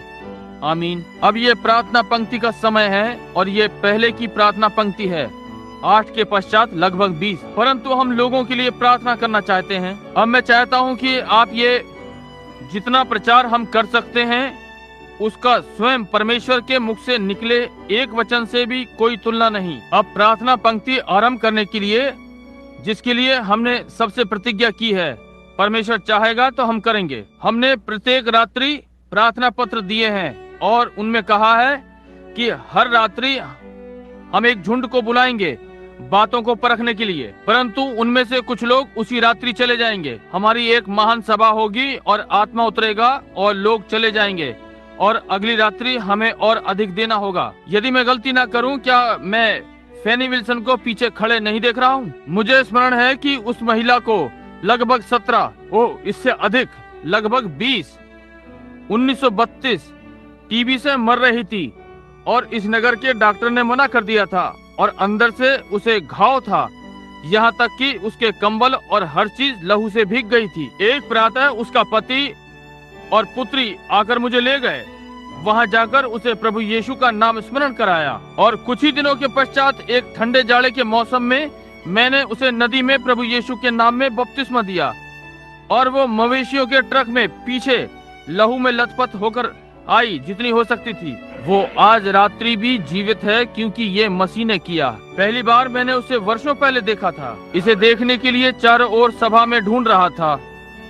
परमेश्वर अब भी जीवित है, ये सत्य है। और उसने कहा, क्योंकि मैं जीवित हूँ तुम भी जीवित रह सकते हो। अब मैं ये चाहूंगा कि आपको ऐसे स्थान पर कि ये क्या है, क्योंकि यदि मैं नहीं समझता हूँ तो आप जाकर ये कहेंगे कि मेरी समझ में ये नहीं आता। कि अब मेरे दावे ये हैं कि यीशु मसीह कल, आज और सर्वदा एक सा रहता है। अब यदि वो एक सा है तो उसे हर सिद्धांत में एक सा रहना चाहिए, सामर्थ्य में, शक्ति में और हर चीज में वैसा ही रहना चाहिए जैसा कि वो था। जब वो यहाँ पृथ्वी पर था तो एक बार कुछ यूनानी आए जिसने आकर और कहा, श्रीमान हम यीशु से मिलना चाहते हैं। और मेरा विश्वास है कि प्रत्येक पुरुष और महिला की ये इच्छा है जिसने कभी यीशु के विषय में सुना, वो उसे देखना चाहता है। और यदि वो एक सा नहीं है तो हम उसे नहीं देख सकते, परंतु यदि वो एक सा है तो हम उसे देख सकते हैं। या उसने कुछ गलत बताया। अभी थोड़े समय के बाद और संसार मुझे फिर न देखेगा, तो भी तुम मुझे देखोगे, क्योंकि मैं सर्वनाम मैं तुम्हारे साथ होऊंगा और तुम्हारे अंदर होऊंगा युग के अंत तक। और तब यीशु ने अपनी कलीसिया में होने की प्रतिज्ञा की है और उन्हीं कामों को करने की जो उसने तब किए थे जब तक युग समाप्त नहीं हो जाता। अब उसने कहा, थोड़ी देर बाद संसार मुझे और न देखेगा। तो फिर हम उसे कैसे देखेंगे? हम उसका आत्मा देखेंगे यदि वो हम में है और उसका आत्मा वही कार्य करे जो उसने तब किए थे, या फिर ये वो आत्मा नहीं है। मैं दाखलता हूँ, तुम डालियां हो। और यदि हम बने रहें, यदि डाली दाखलता में है तो डाली उसी प्रकार का फल लाएगी जो दाखलता उत्पन्न करेगी। अच्छा, पहली दाखलता आई, पहली डाली जो दाखलता में से निकली वो पेंतिकोस्तल कलीसिया थी। दर्शन, सामर्थ्य, चंगाइयाँ, पवित्र आत्मा का बपतिस्मा, महान चिन्ह और आश्चर्यकर्म। अगली डाली भी बिल्कुल पहली डाली जैसी होगी। अंत में वैसा ही होगा। यही है जो यीशु ने कहा। अब देखें कि वो बीते कल में क्या था। यदि हम ये जान सकें कि वो कल क्या था। अब मैं संक्षेप में बातें कर रहा हूँ समय के कारण। 5 मिनट में निर्देश देने जा रहा हूँ। यदि हम देख सकें कि वो कल क्या था, तब हम देख सकेंगे कि वो आज क्या है और सदा रहेगा। क्या ये काफी स्पष्ट है? अब जब वो इस पृथ्वी पर था, वो एक मसीह के समान आया, यूहन्ना के द्वारा बपतिस्मा पाया और अभी तक कोई कार्य नहीं किया था और उसने अपनी आरंभ की सेवा में प्रवेश किया। वो किसके पास भेजा गया था? यहूदियों के पास। अब हम ये अनुभव करते हैं कि संसार में केवल 3 प्रकार के लोग हैं, जो कि यहूदी, अन्य जाति और सामरी, जो कि हेम, शेम और यापेत के लोग। यहूदी, अन्य जाति और सामरी। आपको याद है पतरस को उनके पास स्वर्ग के राज्य की कुंजी के साथ बुलाया गया। यहूदियों के पास पेंतिकुस्त पर तुम में से प्रत्येक प्रायश्चित करे और यीशु मसीह के नाम में बपतिस्मा ले। फिलिपुस ने जाकर सामरियों को प्रचार किया। उन सब ने विश्वास किया और प्रायश्चित किया और यीशु मसीह के नाम का बपतिस्मा लिया। केवल पवित्र आत्मा उन्हीं पर नहीं उतरा था। पतरस के पास कुंजियां थीं। वो आया और उन पे हाथ रखे और उन्होंने पवित्र आत्मा पाया। तब कुरनेलियस अन्य जाति को दर्शन मिला ताकि वो भेजकर पतरस को बुलवाए। शमौन पतरस एक चमड़ा के धंधे करने वाले के यहाँ रहता था, उसके घर में रहता था। और जब पतरस वहाँ आया, जबकि पतरस ये वचन बोल ही रहा था, पवित्र आत्मा उन पर उतर आया। तब पतरस ने कहा, क्या मनुष्य पानी को रोक सकता है? इन्होंने भी हमारे समान पवित्र आत्मा पाया, जैसे कि हमने आरंभ में पाया था। हर डाली वैसे ही फूटकर निकल रही है। देखा? अब जब यीशु मिला, अब वो अन्य जातियों के पास नहीं आया था। कितने ये बात जानते हैं? उसने अपने चेलों को किसी भी अन्य जाति के पास जाने से रोका। कितने इस बात को जानते हैं? अन्य जातियों के पास ना जाना, परंतु इजराइल की खोई हुई भेड़ों के पास जाना। और जैसा कि तुम जाकर प्रचार करते हुए कहो, परमेश्वर का राज्य निकट है, इजराइल की खोई हुई भेड़ों के लिए। उस दिन में कौन उसके आने की राह देख रहा था? अन्य जाति नहीं। हम मूर्ति पूजक एंग्लो सैक्सन थे। हम रोमी जो सूर्य और आदि आदि की आराधना करते थे। हम किसी मसीह की प्रतीक्षा नहीं कर रहे थे, परंतु यहूदी और सामरी थे। अब उसने स्वयं को उन लोगों पर कैसे प्रकट किया जो उसकी प्रतीक्षा देख रहे थे? अब हम वापस संत यूहन्ना के पहले अध्याय में वापस चलें और अब कुछ क्षण के लिए और ध्यान से सुने। पहला यहूदी जो उसके पास कभी लाया गया, जब फिलिपुस या इंद्रियास का मत परिवर्तन हुआ और जाकर अपने भाई को शमौन पतरस को ढूंढा, वो शमौन को यीशु के सम्मुख लाया और यीशु ने बताया कि उसका क्या नाम था और उसके पिता का क्या नाम था। कितने ये बात जानते हैं? आप क्या सोचते हैं कि उस मनुष्य को क्या हुआ जिसके पास बाद में स्वर्ग के राज्य की कुंजियां उसके हाथ में थी? यही था जिसने ये सिद्ध किया कि वो वही स्वयं मसीह है। तब एकदम से फिलिपुस का मत परिवर्तन हो गया और जाकर नतेल को ढूंढा। ये पहाड़ के उस पार 30 मील दूर है। और वो घर पर आया और मैं उसे ये कहते हुए सुन सकता हूँ, ओ श्रीमती नतेल, नतेल कहाँ है? ओ वो बाहर जैतून के बाग में है। तेजी से वहाँ भागा, नतेल तुम कहाँ हो? और उसने उसे पेड़ के नीचे पाया और नतेल प्रार्थना कर रहा था। और जब तक वो प्रार्थना न कर चुका, उसने प्रतीक्षा की और उसने ये नहीं कहा, कैसे हो नतेल, फसल कैसी हो रही है? ओ उसके पास संदेश था जिससे यीशु मिल चुका।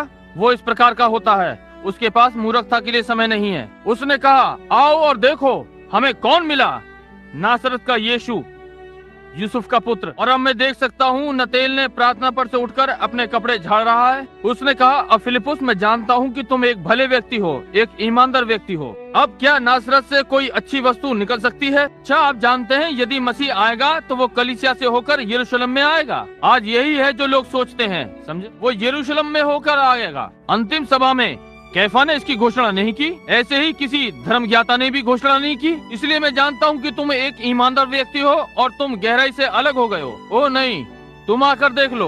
उसने कहा, कोई अच्छी चीज हो सकती है? उसने उसे सबसे अच्छा उत्तर दिया जो कोई किसी व्यक्ति को दे सकता है। कहा, आकर स्वयं देख लो। अब मार्ग पे चलते हुए मैं सुन सकता हूँ नतेल कहता है, या फिलिपुस नतेल से कहता है, क्या तुम जानते हो, तुम्हें स्मरण है वो बूढ़ा मछुआरा जो कि रसीद पर अपने हस्ताक्षर भी नहीं कर सकता था जब तुमने उसे वो दिया था, उससे वो मछलियाँ खरीदी थी? हाँ, मुझे विश्वास है उसका नाम शमौन था। हाँ वही। उस दिन मैं उसे उस मसीह के सामने लाया और जैसे ही उसने उसे देखा, उसने कहा, तेरा नाम शमौन है, तेरे पिता का नाम योना है। और मैं, क्या मुझे आश्चर्य नहीं होगा, परंतु जब तुम उसके सामने जाओगे वो तुम्हें न बताएगा कि तुम कौन हो। उसने कहा, अब 1 मिनट ठहरो, मुझे नहीं। इसलिए अगले दिन वे पहुँचे और यीशु प्रार्थना पंक्ति में था जैसे कि वो बीमारों के लिए प्रार्थना किया करता था। और जब वो आया और सभा में पहुंचा, यीशु ने देखा और उसने फिलिपुस को आते देखा। एक मनुष्य को गलियारे में से ला रहे थे और उसने उसकी ओर देखा और उसने कहा, देखो एक इस्राएली जिसमें कोई भी छल नहीं है। ये एक नई शिक्षा है। ये यीशु कल था, ये यीशु आज है, यदि वो एक सा है। और वो व्यक्ति रुक गया। मैं देख सकता हूँ कि नतेल ने फिलिपुस को कोनी मारकर कहा, मैंने तुम्हें क्या बताया था? मैंने क्या बताया था? उसने कहा रब्बी, जिसका अर्थ है गुरु, या आज हम जो भी इसे कहें आप जानते हैं, वास्तव में सही हिब्रू शब्द गुरु है। कहा रब्बी, तूने मुझे कभी नहीं देखा, तू मेरे विषय में कोई बात कैसे जानता है? मैंने तुझे कभी अपने जीवन में नहीं देखा, तू कैसे जानता है कि मैं इजरायली हूँ? तू कैसे जानता है कि मैं धर्मी और ईमानदार और सच्चा हूँ? तूने मुझे अपने जीवन में पहले कभी नहीं देखा, तू मुझे कैसे जानता है? उसने कहा, इससे पहले कि फिलिपुस तुझे बुलाए, जब तू पेड़ के तले था, मैंने तुझे देखा। एक दिन पहले पहाड़ के दूसरी ओर 30 मील। क्या आंखें हैं! अब उसने क्या कहा? उसने कहा रब्बी, तू परमेश्वर का पुत्र है, तू इजराइल का राजा है। यदि यहूदी ये पहचान ले। अब ठहरिए, ये चुना हुआ यहूदी था। कितने चुनाव में विश्वास करते हैं? बहुत से लोग हैं जो ये कभी स्वीकार नहीं करेंगे, समझे? बाइबल ने ऐसा कहा है। परंतु उस मनुष्य में परमेश्वर का आत्मा था और उसने ये स्वीकार किया। कहा रब्बी, तू परमेश्वर का पुत्र है, तू इजराइल का महाराजा है। परंतु वहाँ उन दिनों के धर्मी ज्ञानी पुरोहित वहाँ खड़े थे और महान शिक्षक उसकी सुन रहे थे। और आप जानते हैं कि उन्होंने क्या कहा? उन्होंने कहा, ये भावी बताने वाला है, इसके ऊपर बालजबूल का आत्मा है। यीशु, वे ये बात कभी भी जोर से नहीं बोले, नहीं, परंतु यीशु घूमा और उन्हें देखा।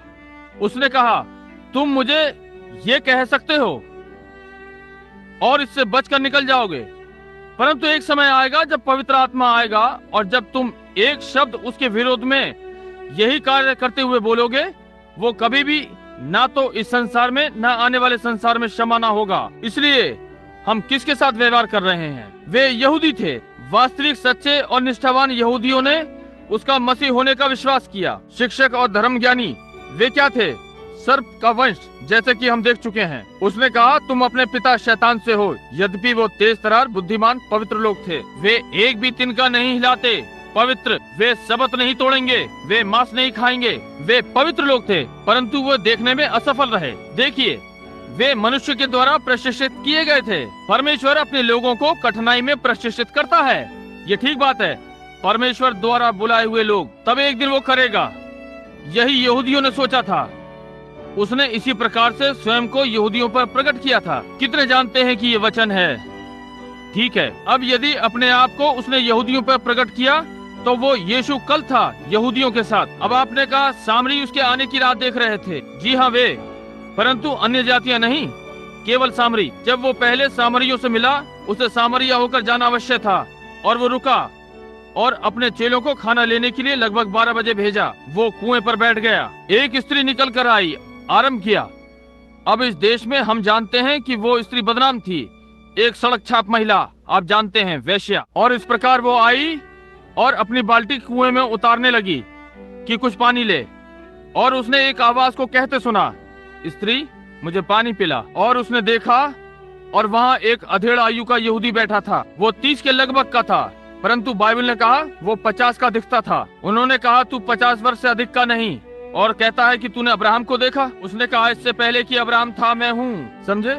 बूढ़ा सा दिखाई पड़ता होगा अपने कार्य के कारण, उसकी मानव देह। और उसने देखा, वो जान गई कि वो यहूदी था। बोली, श्रीमान, तुम यहूदियों का यह व्यवहार नहीं कि इस प्रकार की चीज मांगो। हम लोग एक दूसरे से कोई व्यवहार नहीं रखते। उसने कहा, स्त्री, यदि तू जानती कि तू किससे बात कर रही है तो तू मुझसे पानी मांगती और मैं तुझे पानी लाकर देता और तुझे भरने के लिए यहाँ ना आना पड़ता। वो क्या कर रहा था? उसकी आत्मा से संपर्क कर रहा था। देखा? देखिए, अब वो अपने आप को सामरियों पे प्रकट करने जा रहा था। और उसने कहा, तुम क्यों कहते हो यरूशलेम में आराधना करो, हम कहते हैं इस पहाड़ पर। उसने कहा, समय आता है और अब है जब तुम ना इस पहाड़ पर या यरूशलेम में परमेश्वर की आराधना करोगे, परंतु आत्मा और सच्चाई से पिता ऐसो ही को ढूंढता है। वो क्या कर रहा था? उसकी आत्मा को पकड़ रहा था। और थोड़ी देर के पश्चात जब उसने पाया कि उसकी परेशानी कहाँ थी, कितने जानते हैं कि उसकी क्या परेशानी थी? उसके 5 पति थे और वो 6वें के साथ रह रही थी। इसलिए उसने कहा, स्त्री, जाकर अपने पति को यहाँ बुला कर ला। उसने कहा, मेरा कोई पति नहीं है। कहा, ये ठीक है, तेरे पास 5 थे और जिसके साथ तू अब रह रही है वो भी तेरा नहीं है। वो रुकी और उसकी ओर देखा। अब उसने ये नहीं कहा कि तू बालजबूल है श्रीमान, तू भविष्य बताने वाला है। वो जेफरसन विले के आधे प्रचारकों से अधिक जानती थी। वैश्या होने के नाते ये बात ठीक है। उसने कहा, श्रीमान, मुझे लगता है कि तू भविष्यद्वक्ता है। भविष्यद्वक्ता पर ध्यान दे, और यदि आप वचन में पीछे जाएंगे तो आपको मिलेगा वो भविष्यद्वक्ता जिसके लिए मूसा ने कहा था कि वो आएगा। देखा, प्रभु तुम्हारा परमेश्वर मेरे समान एक भविष्यद्वक्ता उठा खड़ा करेगा। उसने कहा, मुझे लगता है कि तू भविष्यद्वक्ता है। वो जानती थी वो किसी और प्रकार से नहीं जान जाएगा, इसे नहीं जाना जा सकता। कहा, मुझे लगता है कि तू भविष्यद्वक्ता है। अब यहाँ सुने, हम सामरी लोग, अब यहूदी नहीं, सामरी, हम जानते हैं जब मसीह आएगा वो हमें सारी बातें बता देगा। देखा किस प्रकार के चिन्ह को वो देख रहे थे, मसीह का चिन्ह। जब मसीह आएगा वो हमें ये बातें बताएगा। परंतु तू कौन है? उसने कहा, मैं वही हूँ जो तुझसे बोल रहा हूँ। उसने अपना घड़ा छोड़ा और नगर को दौड़ गई और कहा, आओ एक मनुष्य को देखो, उसने सारी बातें जो मैंने की मुझे बता दी। क्या यही तो मसीह नहीं? यदि उस समय ये मसीह का चिन्ह था तो ये आज भी मसीह का चिन्ह है। यदि वो है, अब स्मरण रखें, यह आश्चर्य कर्म अन्य जाति के सामने एक बार भी नहीं किया गया। ये निषेध था। क्यों? अन्य जातियों के पास कलीसियावाद के 2000 वर्ष थे, परंतु अब अन्य जातियों का समय यहाँ पर समाप्ति पर है, और रूस साम्यवाद के बमों की दिशा अंत में भी आपकी ओर है। चिंता न कीजिए, ये आ रहा है। बाइबल ऐसा ही कहती है। ये यहाँ पर आपके नाम के साथ लिखा हुआ है, और ये एक सेकंड में धूल बन जाएगा। सारा का सारा राष्ट्र ये पूर्णतः भस्म हो जाएगा। ध्यान दें, ये परमेश्वर कर रहा है। मैं जानता हूँ कि वे स्वतंत्रता के राजा, वे मूर्ति पूजकों के झुंड हैं, परंतु क्या परमेश्वर ने मूर्ति पूजकों को, राष्ट्र को, इजराइल को सीधा करने के लिए नहीं उठाया? पिछले बीते दिनों में बाइबल दावा करती है कि रूस और साम्यवाद परमेश्वर के हाथों में है कि इस भूमि के लोगों को पूरी तरह से साफ कर दें। परंतु इससे पहले ये घटित हो, रैप्चर आता है और कलीसिया को घर ले जाता है, इससे पहले कि ये घटित हो। और यदि ये इतना समीप है तो रैप्चर कितना समीप है, इससे भी समीप। इसलिए आप देखिए, क्यों मैं इस प्रकार प्रचार करता हूँ, क्यों मैं इतना कड़ा परिश्रम करता हूँ जितना कि कर सकता हूँ, जबकि परमेश्वर सब कुछ जो वो कर सकता है कर रहा है, ताकि चुने हुओं को पहुँचे, ताकि स्त्री के वंश को निकाल लाए, ताकि सर्प वंश को दंड मिले। ये बिल्कुल ठीक बात है, यही उसने करने की प्रतिज्ञा की है। अब यदि यीशु ने स्वयं को यहूदियों के सन्मुख प्रकट किया है और सामरियों के सामने उन चिन्हों के द्वारा, और हमें बगैर उन्हीं चिन्हों के द्वारा प्रकट हुआ जाने देगा, वो अन्यायी है। यदि वो हमें ले और ये कहने के द्वारा हम मेथोडिस्ट हैं, हम बैप्टिस्ट हैं, हम कैथोलिक हैं, हम प्रेस्बिटेरियन हैं, नहीं श्रीमान, वो हमें ठंडे धर्म ज्ञान से लेगा, उन्हीं चिन्ह चमत्कारों के साथ जैसे पहले आया था और किए थे। यदि वो आज, कल और सर्वदा एक सा है, तो हम उस दिन में पहुंच गए हैं। अब हम वही हैं, बाइबल से, गवाहों से, आत्मा से, विज्ञान से, हर चीज सिद्ध करती है कि वो यहाँ है। मेरी इच्छा है, मेरे पास शक्ति होती कि ये लोगों में घुसा दूं, कि उन्हें ये दिखाई पड़े। आप जो यहाँ जेफरसन विले के लोग मेरे लोग हैं, मैं आप लोगों के साथ बड़ा हुआ हूँ और मैं आपसे प्रेम करता हूँ। मुझे हठ धर्मी न समझे। आप सोचते हैं कि ये भविष्यवाणियां 37 की बाढ़ को फिर से देखें। आप लोग जब इस कलीसिया पर हंसे थे और मैंने कहा था यहाँ स्प्रिंग सड़क पर 22 फुट ऊपर होने के 6 महीने पहले, मुझे एक बार भी बताए कोई भी बात जो कही गई, यहोवा यूं कहता है, ये वाली बात सही निकली कि नहीं? मुझे एक बात बताएं जो उसने कभी कही हो, कभी नहीं हुआ, वो सत्य है। वो आज भी ये सत्य है और ये सदा सत्य रहेगा। अब हम नहीं ला सकते। मेरा अनुमान है यहाँ पर 100 या अधिक लोग प्रार्थना के लिए हैं। हम सबको एक साथ नहीं ला सकते। हम उतने बुलाते रहेंगे जितने एक बार में आ सकते हैं, और उन्हें तब तक लाते रहेंगे जब तक सब यहाँ ना आ जाएं। अब मैं ये आरंभ करने जा रहा हूँ। मैं विश्वास करता हूँ बिली पॉल यहाँ नहीं है। क्या वो पीछे है? कहे कि वो यहाँ आगे आए। मैं देखना चाहता हूँ यदि उसने दिए हैं। तुमने कौन से प्रार्थना पत्र दिए हैं? क्यों के प्रार्थना पत्र? क्यों? अपने प्रार्थना पत्रों पे देखें, इस पर क्यों 1 से 100 तक होगा। ठीक है, हम सबको एक समय में ऊपर नहीं ला सकते, परंतु एक बार में थोड़े थोड़े, जब तक हम सबको यहाँ ना ले आए। हम चाहते हैं वे एक एक करके आए, जब तक सब पर प्रार्थना ना हो जाए। अब देखिए, मैं चाहता हूँ कि हर कोई अंदर और बाहर इसे सोचे, और इस सभा के समाप्त होते होते मैं इस कलीसिया को पास्टर नेविल को समर्पित करता हूँ। अब सबको उन्हें समर्पित करता हूँ और उन्हें परमेश्वर को। भाई नेविल यहाँ हैं। मैं आप सबको जो पीछे हैं निमंत्रण देता हूँ। भाई नेविल एक बहादुर सिपाही हैं। वो मसीह के वास्तविक सेवक हैं, पुराने मेथोडिस्ट प्रचारक। मेरा विश्वास है कि एसबरी का एक छात्र, और वो सारे धार्मिक ज्ञान, धार्मिक विद्यालय और अनुभव के साथ जो वे सिखाते हैं प्रशिक्षित किए गए थे। परंतु एक दिन वे ऐसे स्थान में आ गए जहां वे जान पाए कि उनके पास कुछ भिन्न होना चाहिए, और उन्होंने रेखा को पार किया। वे यहाँ पर पास्टर हैं, एक व्यक्ति पवित्र आत्मा से भरा हुआ, एक वास्तविक प्रचारक, एक वास्तविक धर्मज्ञानी। और मैं आपसे इस नगर के लोगों से पूछता हूँ और इस समाज से, यदि आपके पास कोई कलीसिया नहीं है और आप वास्तविक सुसमाचार सुनना चाहते हैं, या भाई नेविल के पास आएं। वे भी उसी के पक्षधर हैं जिसका मैं हूँ, पूर्णतः एक वास्तविक बहादुर सिपाही। हम सब भाई नेविल से प्रेम करते हैं। वे यहाँ हमारे साथ लंबे समय से हैं और हम उनसे प्रेम करते हैं। अब यदि यीशु मसीह आत्मा के द्वारा आज रात्रि यहाँ वापस आएगा और उन्हीं कार्यों को करेगा जो उसने जब पृथ्वी पर था तब किए थे, यहूदी और सामरियों में, तो वही चीज वो आप अन्य जातियों के लिए करेगा। आप में से कितने कहते हैं मैं उसका पूरे हृदय से विश्वास करूंगा और उसे यही स्वीकार करूंगा? ध्यान रखें कि आप कौन सी कलीसिया से संबंधित हैं, उससे कुछ नहीं। आप कहते हैं कि आप चाहते हैं कि मैं मेथोडिस्ट गिरजा जाना छोड़ दूं? नहीं श्रीमान। बैप्टिस्ट? नहीं श्रीमान। आप जहां चाहें वहां जाएं, क्योंकि परमेश्वर के बालक उन हर कलीसियाओं में हैं, निश्चय ही उसके पास हैं, और आप हो सकता है उनमें से एक हों। और मैं आपसे वैसे ही प्रेम करता हूं जैसे ब्रनम टर्मिनिकल के सदस्य से। मेरे लिए इसमें कोई भी थोड़ी सी भी भिन्नता ना रखें। आप मेरी सेवकाई के द्वारा मुझे जानते हैं हर कहीं। मैं विश्वास करता हूं कि परमेश्वर अपने बालकों से प्रेम करता है। इसका कोई मतलब नहीं कि वे किस छाप को पकड़े हुए हैं, ये वो जो आपके हृदय में है, परंतु हम केवल संगति के लिए निमंत्रण देते हैं। आने के लिए आपका स्वागत है। अब कोई भी जानता है, और आप जेफरसन विले के लोग जानते हैं, इसे छोड़ बहुत सी बातें जो कही गई और की गई और पहले से बताई गई, उनमें से प्रत्येक बिल्कुल सही सिद्ध रूप से घटित हो रही है। यहाँ जेफरसन विले में कितने लोग जानते हैं कि ये सत्य है? जितने आसपास जानते हैं अपने हाथ खड़ा करें। अब आप जो नगर से बाहर के लोग हैं, आप समझे मेरा क्या भी अर्थ है? कितने नगर से बाहर के हैं जो कभी मेरी सभाओं में थे और देखा बिल्कुल वैसे ही घटित हुआ जैसे कि कहा गया था? अपने हाथ उठाएं कि जेफरसन विले के लोग देखें। समझे? बाइबल ने कहा 2 या 3 गवाहों के मुख से हर बात ठहराए जाए। सारे संसार में यही है, तो फिर हम किसकी प्रतीक्षा कर रहे हैं? हमारे पास, हमारे हाथों में हर चीज है। प्रभु यीशु के द्वारा उसने हमें हर चीज मुफ्त में दी है। अब हम प्रार्थना पंक्ति को आरंभ करेंगे, और यदि यीशु मसीह आज रात्रि यहाँ करे, अब कितने आप में से प्रभु यीशु के चित्र को जानते हैं?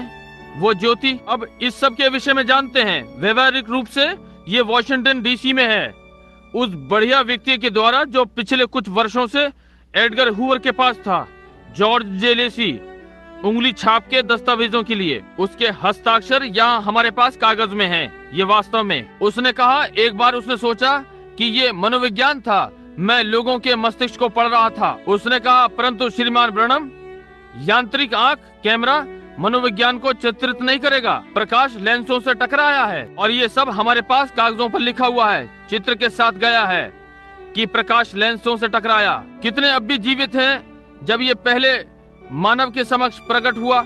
वहाँ नदी पर जब मैं वहाँ सैकड़ों को बपतिस्मा दे रहा था, उस दिन वहाँ, यहाँ भवन में है, हाथ खड़ा करें। यहाँ 3 या 4 हाथ हैं जो अब भी जीवित हैं। वर्षों पहले वहाँ नदी पर जब वो नीचे आया और प्रभु का संदेश आया, अब भी वैसा ही है। क्या उसने वही किया जो उसने वहाँ कहा था? ये सेवकाई में प्रचार करूंगा, ये समस्त संसार में बेदारी लाएगा मसीह के दूसरे आगमन से पहले। देखिए इसने क्या किया। ये उनके ओरल रॉबर्ट्स के मुख से निकला, और ये उन सब के, समझे, और ये समस्त संसार में गया, हर राष्ट्र, हर प्रकार के लोग, भाषा में गया। बेदारी की आग जल रही है, महान चंगाई सभाएं, समझे। अब तैयार हो जाएं, अंदर और बाहर जहाँ कहीं भी आप हैं, मसीह को ग्रहण करें। क्या आज रात्रि आप करेंगे? अब से आगे मैं अपने आप को प्रभु यीशु को समर्पित करता हूँ, ताकि मैं योग्य हो सकूं कि स्वयं को आत्मा को दे दूं। केवल यीशु मसीह को बड़ा करूं, ना कि स्वयं को, परंतु यीशु मसीह को, ताकि ये लोग, मेरे मित्र इस नगर के अंदर और बाहर जान सकें कि जो सुसमाचार मैंने प्रचार किया है पूर्णतः सत्य है, और मसीह यहाँ पर सत्य को सिद्ध करने के लिए है, अपने वचन और उसके आत्मा के द्वारा। हमें उन्हें केवल एक बार बुलाना है, ताकि हम नंबर 1 क्यू से आरंभ करेंगे। नंबर 1 किसके पास है ये? यदि आप अभी नहीं खड़े हो सक रहे हैं, एल्डर आपको उठाएंगे। हम आप में से प्रत्येक को लेना चाहते हैं। क्यू नंबर 1, भाई हिकरसन, बिली पॉल या ठहरें, डॉक उनकी सहायता करने को जा रहे हैं। क्यू नंबर 1, आप अपना हाथ उठाएंगे जिसके पास भी ये है। क्या आपको निश्चय है कि वो क्यू था? ओ, मुझे खेद है। ठीक है, यहाँ ऊपर आए, उन्हें गलियारे से होते हुए यहाँ क्यू 1 है। ठीक है। नंबर 2, कृपया अपना हाथ उठाएं। ठीक है, एक महिला वहाँ पीछे बैठी है। ठीक है, महिला आप आए यहाँ की ओर से अपना रास्ता बना लें, यदि आप लोग उसे आने दें। लड़के आपकी सहायता करेंगे, परिचायक और आदि आदि। क्यों नंबर 3 अपना हाथ उठाएं। नंबर 3, क्या आप अपना हाथ उठाएंगे जिसके पास क्यू नंबर 3 है? देखिए, यदि ये महिला जो जा रही है, यदि इसके पास वो पत्र हो, आपके पास नहीं है, आप ऐसा नहीं कर सकती। नहीं, आपको ही रखना है और निर्देशों को सुने। जो भी है, हम बालक को लेंगे, समझे? जब आपका नंबर पुकारा जाए, आप तभी आए। बालक तब आएगा जब उसे बुलाया जाएगा, समझे? ये ठीक है। नंबर 1, 2, किसके पास नंबर 3 है? अपना हाथ उठाएं। Number 3, number 4। अब ये बहुत ही अच्छा है। बहन, वो महिला कौन थी जो ये करना चाहती थी? समझे? परंतु देखिए, यदि उनका नंबर बुलाया जाता है, वे आएंगे ही। यदि वे नहीं बुलाए जाते हैं, हम उन्हें लेंगे, जो भी है, समझे? हम चाहते हैं कि आप अपने स्थान पर ही रहें, ताकि आप भी अपना स्थान ले सकें। आप देखिए, number 3, number 4, number 5, Q number 5, अपना हाथ उठाएं। वहां पीछे एक युवा महिला। नंबर 6, ठीक है, नवयुवक। नंबर 7, ये व्यक्ति यहीं पर है। नंबर 8, हमें ये करना है। देखिए, आप ये नहीं कर सकते, आप यहाँ भीड़ लगा देंगे। आप कहेंगे हर कोई प्रार्थना करवाना चाहता है। मैं आपको कुछ दिखाऊंगा। यदि आप देखना चाहते हैं कि क्यों हम पंक्ति बनवाते हैं, यहाँ पर हर कोई ऊपर आकर प्रार्थना करवाना चाहता है। अपने हाथ उठाएं, हर कोई। इससे कोई मतलब नहीं कि आप कौन हैं। वहाँ देखें कौन पहले आने वाला है। देखिए, कोई तो है। बिली यहाँ आकर प्रार्थना पत्रों को लेकर और इन सबको आपके सामने मिला देगा, और वो किसी को भी प्रार्थना पत्र देगा जो भी एक चाहता हो। आप 5-6 पा सकते हैं, और कभी कभी हम कहीं से भी आरंभ करते हैं। इससे कोई अंतर नहीं पड़ता कि हम कहाँ हैं। और वे वहाँ सभा में वास्तव में कभी कभी इस मंच पर आने से पहले चंगे हो जाते हैं। कितने ये जानते हैं कि वे दोनों अपरिचित हैं? निश्चय इससे कुछ नहीं होता। नंबर 6 वो आ गया। नंबर 7, नंबर 8, किसके पास प्रार्थना पत्र 8 है? पहले ही है। नंबर 9, 8, नंबर 8, हम चाहते हैं कि आप ले लें। हो सकता है कोई बाहर, यदि वे कोई उनका हाथ उठाए, या कोई बाहर है जो अंदर नहीं आ सकता। नंबर 8, भाई कॉलिंस, क्या कोई पीछे है? प्रार्थना पत्र नंबर 8 अंदर आने का यत्न कर रहा है। ठीक है, प्रार्थना पत्र नंबर 8। ठीक है, नंबर 9, प्रार्थना पत्र 9, अपना हाथ उठाएं। हो सकता है वे बाहर चले गए, अंदर नहीं आ सकते। यदि वे अंदर आए तो उन्हें पंक्ति में कर लें। नंबर 10, अपना हाथ उठाएं। वो पीछे वो व्यक्ति। आइए श्रीमान, आपको अंदर बुलाते हुए प्रसन्नता है। आप वहाँ पीछे खड़े हुए थे, हाथ ऐंठे हुए हैं। नंबर 10, नंबर 11, अपना हाथ उठाएं। किसके पास प्रार्थना पत्र नंबर क्यू 11 है? ठीक है, 11, 12, क्यू नंबर 12। ठीक है, 12, 13, कृपया 13 अपना हाथ उठाए ताकि मैं देख सकूं। प्रार्थना पत्र 13, क्यू 13, 14, 15। बिली, तुमने कितने पत्र बांटे हैं? 100, 13, 14, 15 नहीं है? प्रार्थना पत्र 13, 14 और 15। क्या आप लोग यहाँ नहीं है? 15, 16, 17, 18, 19, 20। क्यू पहले, फिर जे पर, और तब लाइन में नीचे चलेंगे। मैं सोचता हूँ वे इन्हें लेने का यत्न कर रहे हैं। पहले देखिए, जब हम इन्हें बुला लें, हम दूसरों को लेंगे जैसे कि हम आते हैं। क्या कहा? यही है। आपने देखा, हमने काट दिए हैं इस प्रातः और लोग वापस नहीं जाते। हो सकता है, समझे? ठीक है, हम इस छोटे से ही आरंभ करें। कैसे? आप अपनी लाइन में लगे रहें। ठीक है, अब किसके पास क्यू में 15, 16, 17, 18, 19, 20 है, 21, 22, 23, 24, 25 अब तैयार हो जाएं। जैसे ही ये पूरा हो जाए, अब यहाँ हमारी ये पंक्ति पूरी हो गई है और तब हम उनके पास आएंगे और पंक्ति में आगे बढ़ेंगे। तब बाकी बचे हुए पत्रों को लेंगे जे जहाँ से हमने छोड़ा था और फिर अंत तक पूरा करेंगे। अब कुछ क्षणों के लिए पूर्ण भक्ति भाव में रहें। अब मेरी इच्छा है कि हमारे पास बैठने का स्थान होता। मेरी इच्छा है कि हमारे पास कोई विधि होती कि मैं ये कर सकता, परंतु हमारे पास है नहीं। परंतु मैं चाहता हूँ कि आप जैसे हैं भक्ति भाव में हैं। ये अब भी जल्दी है, 9 बजने में 10 मिनट हैं। अगले आधे घंटे में सभा समाप्त हो जाएगी, इसलिए ये सभा का समापन है। और इसलिए अब वास्तविक भक्ति भाव में रहें और बहुत शांत रहें, इधर उधर न घूमें। और यहाँ पर कितने हैं जिनके पास प्रार्थना पत्र नहीं है और तो भी आप प्रार्थना करवाना चाहते हैं? अपने हाथ उठाएं। भाई ये तो चारों ओर हैं। अब यदि आपके पास प्रार्थना पत्र नहीं है, मैं आपको कुछ वचन देना चाहता हूँ। एक बार हमारा प्रभु एक मृत छोटी लड़की को जीवित करने जा रहे थे जो अभी मरी नहीं थी, याईर की पुत्री। और एक स्त्री ने अपने हृदय में कहा, मैं उसका विश्वास करती हूँ कि वो पवित्र मनुष्य है, मैं उसका मसीह होने का विश्वास करती हूँ। और उसको कई वर्षों से लहू जाने का रोग था और वो भीड़ में घुस गई और उसका वस्त्र छुआ। कभी ये कहानी पढ़ी है? और यीशु रुका, बोला, किसने मुझे छुआ? और पतरस ने उसे डांटा। उसने कहा, अरे सब कोई तुझे छू रहे हैं और तू क्यों कहता है कि मुझे किसने छुआ? उसने कहा, मैं कमजोर हुआ, सामर्थ शक्ति मुझ में से निकली। देखिए इससे आपको क्या होता है? दर्शन। मैं दुर्बल हुआ, मुझ में से शक्ति निकली। उसने चारों ओर सभा की ओर देखा जब तक कि उसने महिला को ढूंढ नहीं लिया। वो डर गई थी, उसने सोचा उसने कुछ गलत कर दिया, परंतु उसने उसकी ओर देखा और उसने उसके लहू जाने के विषय में बताया और कहा, तेरे विश्वास ने तुझे चंगा किया। कितने जानते हैं कि ये सत्य है? अब आप बाइबल के ज्ञाता हो। क्या बाइबल ये कहती है? यीशु मसीह इस समय एक महायाजक है, हमारा महायाजक, जिसे कि हम अपनी दुर्बलता की भावनाओं से छू सकते हैं। कितने ये जानते हैं? यदि वो महायाजक है तो वो अब भी हमारी दुर्बलताओं की भावनाओं से छुआ जा सकता है। वो कैसे कार्य करेगा?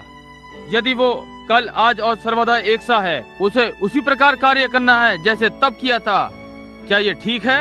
अब उसके पास शारीरिक देह नहीं, क्योंकि ये परमेश्वर के दाहिने हाथ पर है, परंतु उसके पास हमारे शरीर हैं जिसमें होकर वो कार्य करता है। और उसका आत्मा है जो हमारे द्वारा कार्य कर रहा है। जैसे कि उसने कहा था, मैं तुम्हारे साथ होऊंगा, तुम में जो कार्य मैं करता हूँ तुम भी करोगे, तुम इससे भी अधिक करोगे, क्योंकि मैं पिता के पास जाता हूँ। वो हमारे स्थान में खड़ा होगा, समझे? परंतु वो हमें अपने आत्मा से अभिषेक करेगा। अब आप जो यहाँ सभा में हैं, आप केवल इस ओर देखें और मुझे ऐसे ना देखें जैसे भाई ब्रनम। आप कहें, प्रभु यीशु, आप महायाजक हैं और आप इस भवन में हैं और मैं आपको अपनी दुर्बलता के साथ छूना चाहता हूँ। आपको बता रहा हूँ कि मैं बीमार हूँ और आप इसे मेरे साथ प्रमाणित करें। और जैसे भाई ब्रनम आपके आत्मा के द्वारा ऐसे घूमे और मुझे वैसे ही बताएं जैसे आपने उस स्त्री को बताया, ये तय कर देगा। मैं आपके विश्वास को प्रभु के नाम में ये करने के लिए चुनौती देता हूँ। अब देखिए यदि ये ठीक है कि नहीं। आप परमेश्वर से ये मांगे यदि ये इस प्रकार होता है या नहीं। अब वास्तविक भक्ति भाव में रहें। अब आप अपने रोगियों को ला सकते हैं, या ये क्या मनुष्य? ठीक है, पहली बात, पंक्ति के इस भाग, यहाँ पर बहुत सारे लोग हैं। हम लोगों को दूर रखना चाहते हैं, जेफरसन विले के लोगों को। केवल नगर के बाहर के लोग अंदर आने का यत्न कर रहे हैं, क्योंकि इस प्रकार की पंक्ति में यदि लोग यहाँ से होंगे, जेफरसन विले के आसपास से, वे कहेंगे, क्यों भाई ब्रनम इन लोगों को जानते हैं। निश्चय ही ये बात है, परंतु व्यवहारिक रूप में ये कभी भी अफ्रीका और भारत में और एशिया और यूरोप में और समस्त संसार के दूसरे स्थानों में नहीं थे। परंतु मैं ये नहीं जानता। मैं विश्वास करता हूँ अब ये सारे लोग जो यहाँ पंक्ति में हैं, मेरी ओर अपरिचितों के समान मुझे देख रहे हैं। क्या आप मेरे लिए अपरिचित हैं? यदि आप हैं तो अपने हाथ ऊपर उठाएं। ठीक है, ये अच्छा है। यहाँ सभा में मेरे लिए कितने अपरिचित हैं? या आप जानते हैं कि मैं नहीं जानता कि आपके साथ क्या परेशानी है? कोई मतलब नहीं वो कौन है, निश्चय ही आप नहीं देखते, परंतु वो देखता है। अब मैं नहीं कहता कि वो करेगा, परंतु यदि वो चाहेगा तो उसे ठीक यहाँ पर उपस्थित करेगा। अब ये व्यक्ति यहाँ है, मैं विश्वास करता हूँ कि उसने हाथ उठाया है कि वो और मैं एक दूसरे के लिए अपरिचित हैं। हम लोग अपरिचित हैं। मैंने इस व्यक्ति को अपने जीवन में कभी नहीं देखा, उसने मुझे अपने जीवन में कभी नहीं देखा।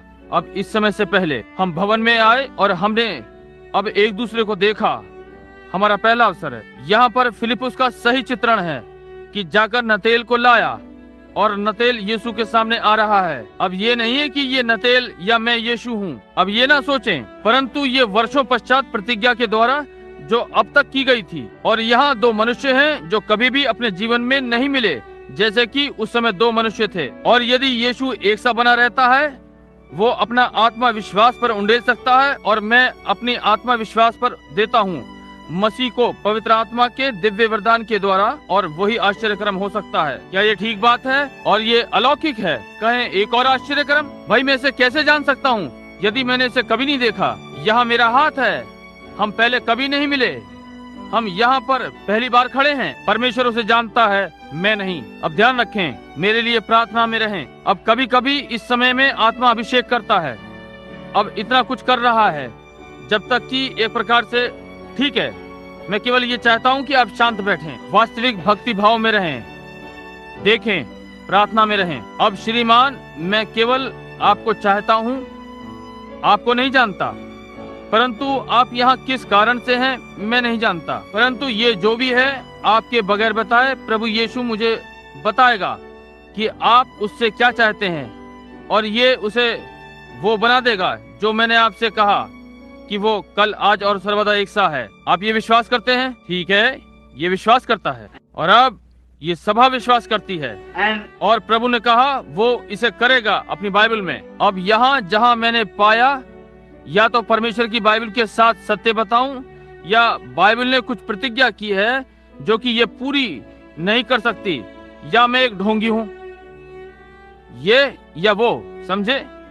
ये ठीक बात है। देखिए आप स्वयं को कहाँ रखते हैं। मैंने ये हजारों हजार लोगों की आलोचना को सामने किया है, परंतु मैं जानता हूँ कि वो प्रतिज्ञा करता है और वो अपनी प्रतिज्ञा को पूरा करता है। अब मैं इसे यहाँ आरंभ होते हुए देखता हूँ। मैं आपके चारों ओर मंचों पर लोगों को देखता हूँ, और बाहर सभा के हमारे पास कभी भी कोई चारों ओर नहीं था, समझे? यहाँ बीमार लोग हैं। जैसे ही ये आरंभ होता है आप इसे अनुभव कर सकते हैं। ये पवित्र आत्मा है।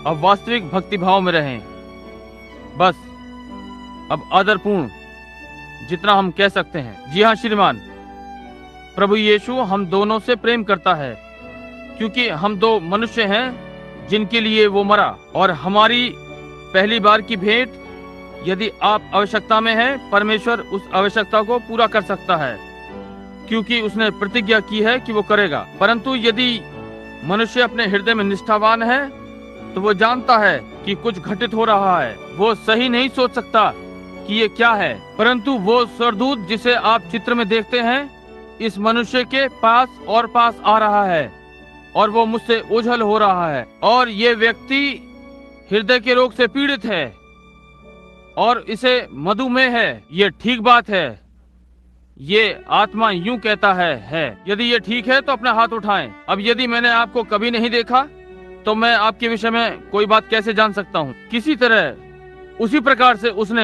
वहां जाना। क्या ये ठीक है? क्या सभा इसका विश्वास करती है? क्यों ना हम अपना थोड़ा सा समय लें ताकि आप देख सकें कि कुछ अनुमान लगाना नहीं है ये। अब हम कुछ और लें और थोड़ा देखें यदि पवित्र आत्मा हम पर कुछ और प्रकट करे। चलिए इस मनुष्य से जो यहाँ खड़ा है थोड़ी सी बात करें। 1 मिनट। हो सकता है इसके जीवन में कुछ और हो सकता है उसके साथ कुछ और गड़बड़ी हो, मैं नहीं जानता। वास्तव में मैं नहीं जानता कि मैंने क्या कहा।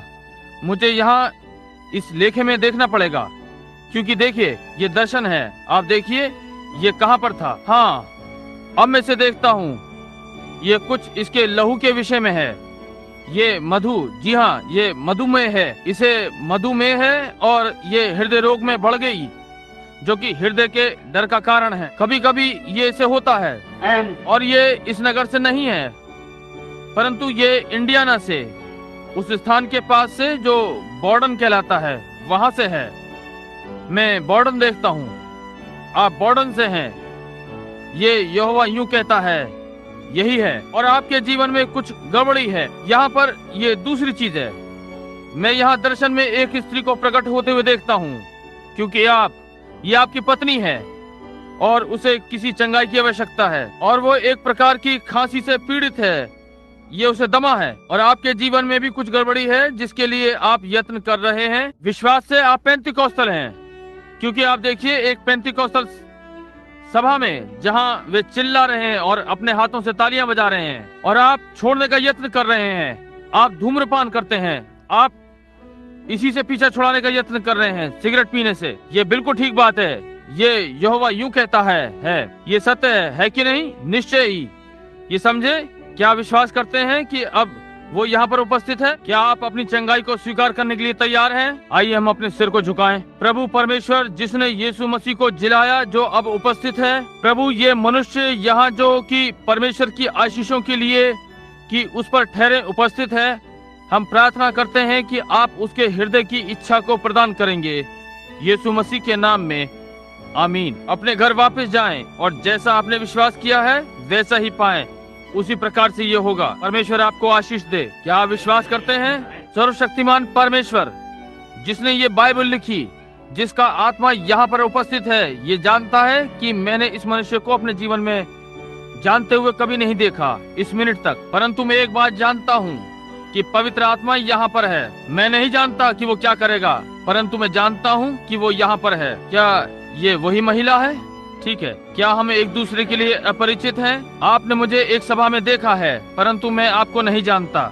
ये ठीक बात है। ठीक है, तो फिर आप यहाँ किसी उद्देश्य से हैं। अब ये महिला यहाँ हो सकती है, ये मसीह भी हो सकती है या नहीं भी, ये आलोचक भी हो सकती है। यदि ये है, देखिए कि क्या होता है, समझे? और मैं नहीं जानता कि वो यहाँ किस लिए है। मेरी माँ यहीं कहीं भवन में बैठी हुई है, एक अधिक आयु की महिला। क्या आप सोचते हैं कि मैं उस बेचारी को नुकसान पहुँचाने का यत्न करता हूँ? आप सोचते हैं कि मैं उसके पास एक धोखेबाज के समान आऊंगा? निश्चय ही मैं नहीं आऊंगा, बल्कि इससे तो मैं मंच छोड़कर और घर चला जाऊं। मैंने सुसमाचार प्रचार किया है, परंतु ये सब संदेश के साथ नहीं चलेगा। मसीह कल, आज और सर्वदा एक सा है। चिंता नहीं कि संसार इस विषय में क्या कहता है, हमें इसके पक्ष में खड़ा होना है, चाहे जो हो। परमेश्वर ने कहा इसे करो। आपको नहीं जानता, ये सही है कि आप सभा में बैठी थी, हो सकता है जहाँ पर सैकड़ों सैकड़ों लोग हों। मेरे पास आपको जानने की कोई विधि नहीं थी, परंतु यहाँ अब वो यूहन्ना 4 का चित्र है।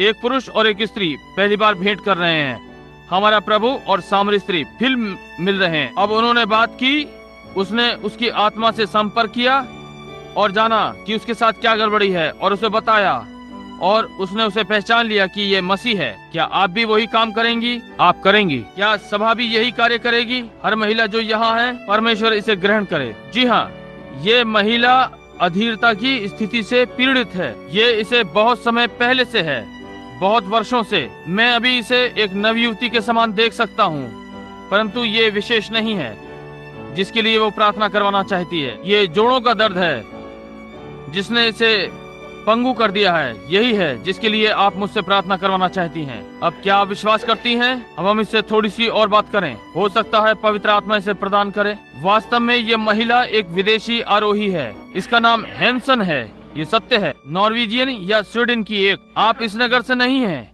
आप एक स्थान से जो कैंटन कहलाता है वहाँ से हैं। और ये एक बड़ा गाँव है जहाँ पर बहुत सा गेहूँ होता है, और ये मिनीसोटा है। आप यहीं से हैं, ये सत्य है। अब आप घर वापस जाइए, आप चंगी हो गई हैं। यीशु मसीह ने आपको चंगा कर दिया। लोगों को बताएं कि प्रभु ने आपके साथ कितना अच्छा कार्य किया है। मैं समझता हूँ कि हम दोनों एक दूसरे के लिए अपरिचित हैं। मैं आपको नहीं जानता माता जी, परंतु प्रभु आपको जानता है। आप यहाँ किस उद्देश्य से हैं मैं नहीं जानता, परंतु यदि प्रभु यीशु मुझे बता देगा कि आप यहाँ पर किस लिए हैं, तो आप जान जाएंगी कि ये सत्य है। यदि मैं आकर यहाँ ये कहता कि आप रोगी महिला हैं, तो निश्चय ही आप प्रार्थना पंक्ति में खड़ी होती हैं।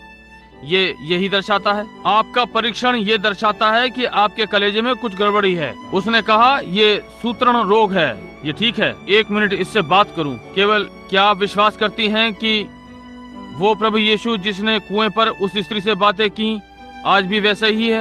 आप करती हैं। प्रतीत होता है कि आप में एक अच्छी आत्मा है। आप यहाँ से नहीं हैं, आप पूर्व से आई हैं। ओहायो से। ये ठीक है, डेटन ओहायो से यहाँ आने के लिए।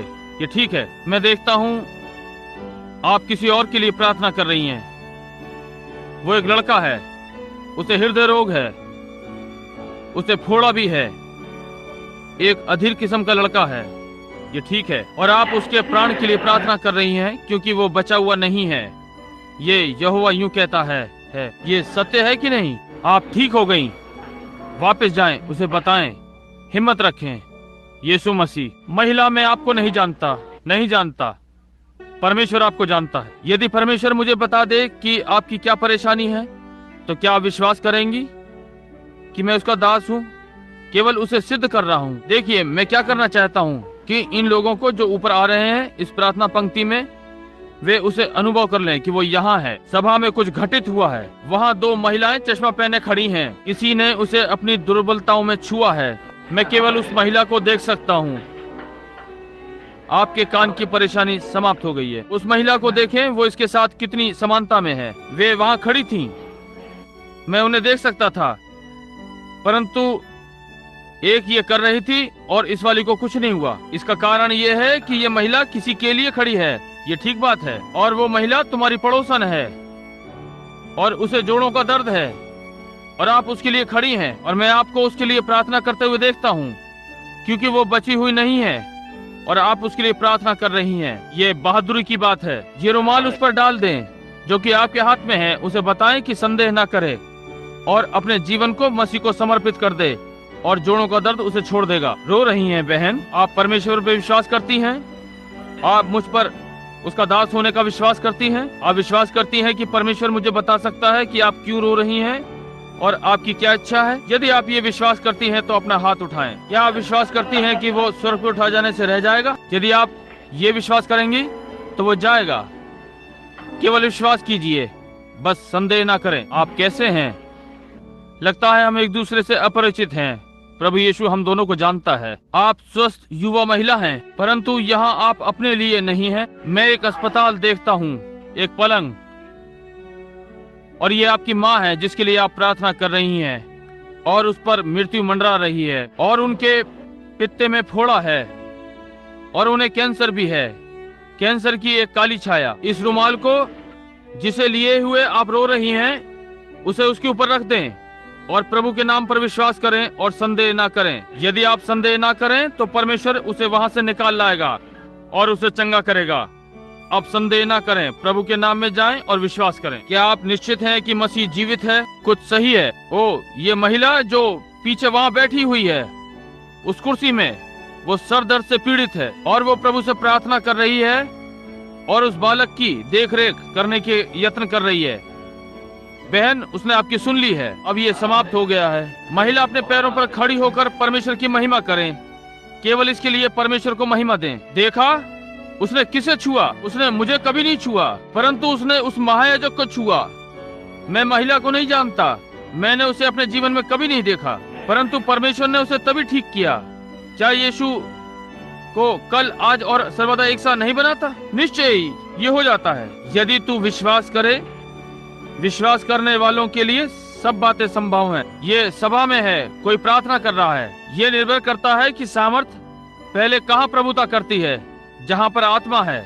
मैं केवल अनुकरण करके और वही कहता हूँ जो वो कहता है। मैं नहीं जानता। ओ, ये वो महिला है जो रोने के बाद अपना चश्मा पहन रही है। उसके रोने का कारण था क्योंकि वो आत्मा उस पर था। वो वहाँ है जिससे आप पीड़ित हैं। वो आपकी छोटी आंत की परेशानी है।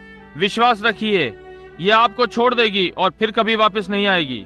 मैं महिला को नहीं जानता, मैंने उसे कभी नहीं देखा, उसने मुझे कभी नहीं छुआ, उसने महायाजक को छुआ। यदि आप विश्वास करें, ये दूसरी महिला पर है। मैं किसी को चाहता हूँ जो यहाँ देखना चाहता है। उस रोती हुई महिला को देखिए, उससे अगली महिला को देखिए, साधारण रीति से बैठी है। उससे अगली महिला को देखिए, रो रही है, उसे हृदय रोग है। वो बेचारी महिला वहाँ बैठी है, मेरी अपने उससे देख रही है। जी हाँ, ये ठीक बात है। आपको हृदय रोग था, क्या नहीं था? ये आप में से चला गया है। आपके विश्वास ने परमेश्वर के साथ आग लगा दी और आपने उसे छुआ। ओ, ये तो अद्भुत है। देखिए, वो महिला वहाँ अपना सर नीचे किए प्रार्थना कर रही है। सफेद बालों वाली मेरे लिए अपरिचित है, वहाँ बैठी है। जी हाँ, आप घूमकर उसे देखिए, उसके पित्ते में गड़बड़ी है। वो परमेश्वर से प्रार्थना कर रही थी कि उसे हटा दे, और तब आप प्रार्थना कर रहे थे, प्रभु वो मुझे पुकारे। ये ठीक बात है। यदि ये ठीक है तो आप अपना हाथ उठाएं। मुझे आपकी प्रार्थना कैसे मालूम हो गई? ये आपके पास से चला गया। आपके विश्वास ने आपको चंगा कर दिया। घर जाएं और चंगे रहें। क्या आप विश्वास करते हैं? यदि आप विश्वास करें तो सब कुछ संभव है, परंतु आपको विश्वास करना है। अभी भी उसी क्षेत्र में मंडरा रहा है जो वहाँ बैठे हैं। ठीक यहाँ अंतिम से दूसरा, उच्च रक्तचाप। बहन, यदि आप अपने संपूर्ण हृदय से विश्वास करें तो ये समाप्त हो गया। क्या आप परमेश्वर का विश्वास करती हैं? उसे उसके वचनों पर लीजिए। ठीक है, अपने हाथ उठाएं। आप यही प्रार्थना कर रहे थे, प्रभु अगली बार वो मुझे पुकारे इस उच्च रक्तचाप के लिए। मैं आपके लिए अपरिचित हूँ। ये ठीक है तो अपना हाथ हिलाएं। ठीक है, ये आपके पास से चला गया। घर जाएं और चंगे रहें। आप देखिए ये क्या है? ये विश्वास है। और यदि तू इसका विश्वास कर सकता है, क्या आप विश्वास करते हैं? उन लोगों को देखिए जो बाहर हैं, उनके पास कोई प्रार्थना पत्र कुछ भी नहीं है। क्या आप विश्वास करने के लिए तैयार हैं? क्या इस विधि से प्रभु यीशु ने किया जब वो यहाँ पृथ्वी पर था? यहाँ है ये वाला। श्रीमान आइए। ठीक है, आप नहीं जानते उसने आपके साथ क्या किया इस बर्नम आराधनालय के साथ। अब जरा इस हाथ के ऊपर देखिए, समझे? आप जानते हैं मैं इस तरह का नहीं हूँ। ये क्या है? प्रभु का आत्मा। ये अभिषेक है। बहुत से लोग नहीं समझते कि अभिषेक का अर्थ क्या होता है। वे सोचते हैं इसका अर्थ चिल्लाना होता है। वो आनंद है। सामर्थ गंभीरता से आता है। देखिए, वो प्रभु का आनंद है। ये प्रभु का सामर्थ है। उसे चंगा करें, उसे अच्छा करें। देखिए उसने उस रात्रि छोटी लड़की के साथ क्या किया जो पंगु अवस्था में थी, उस अंधे मनुष्य के साथ, दूसरों के साथ, सब में, हर स्थान पर। श्रीमान आप कैसे हैं? मैं समझता हूँ कि हम एक दूसरे के लिए अपरिचित हैं। हम एक दूसरे को नहीं जानते। मैं आपको नहीं जानता, आप मुझे नहीं जानते। यदि ये ठीक है तो अपना हाथ उठाएं। ठीक है, ये हमारी पहली बार की मुलाकात है। अब आदरपूर्ण, यहाँ एक मनुष्य है जो मुझसे बहुत छोटा है।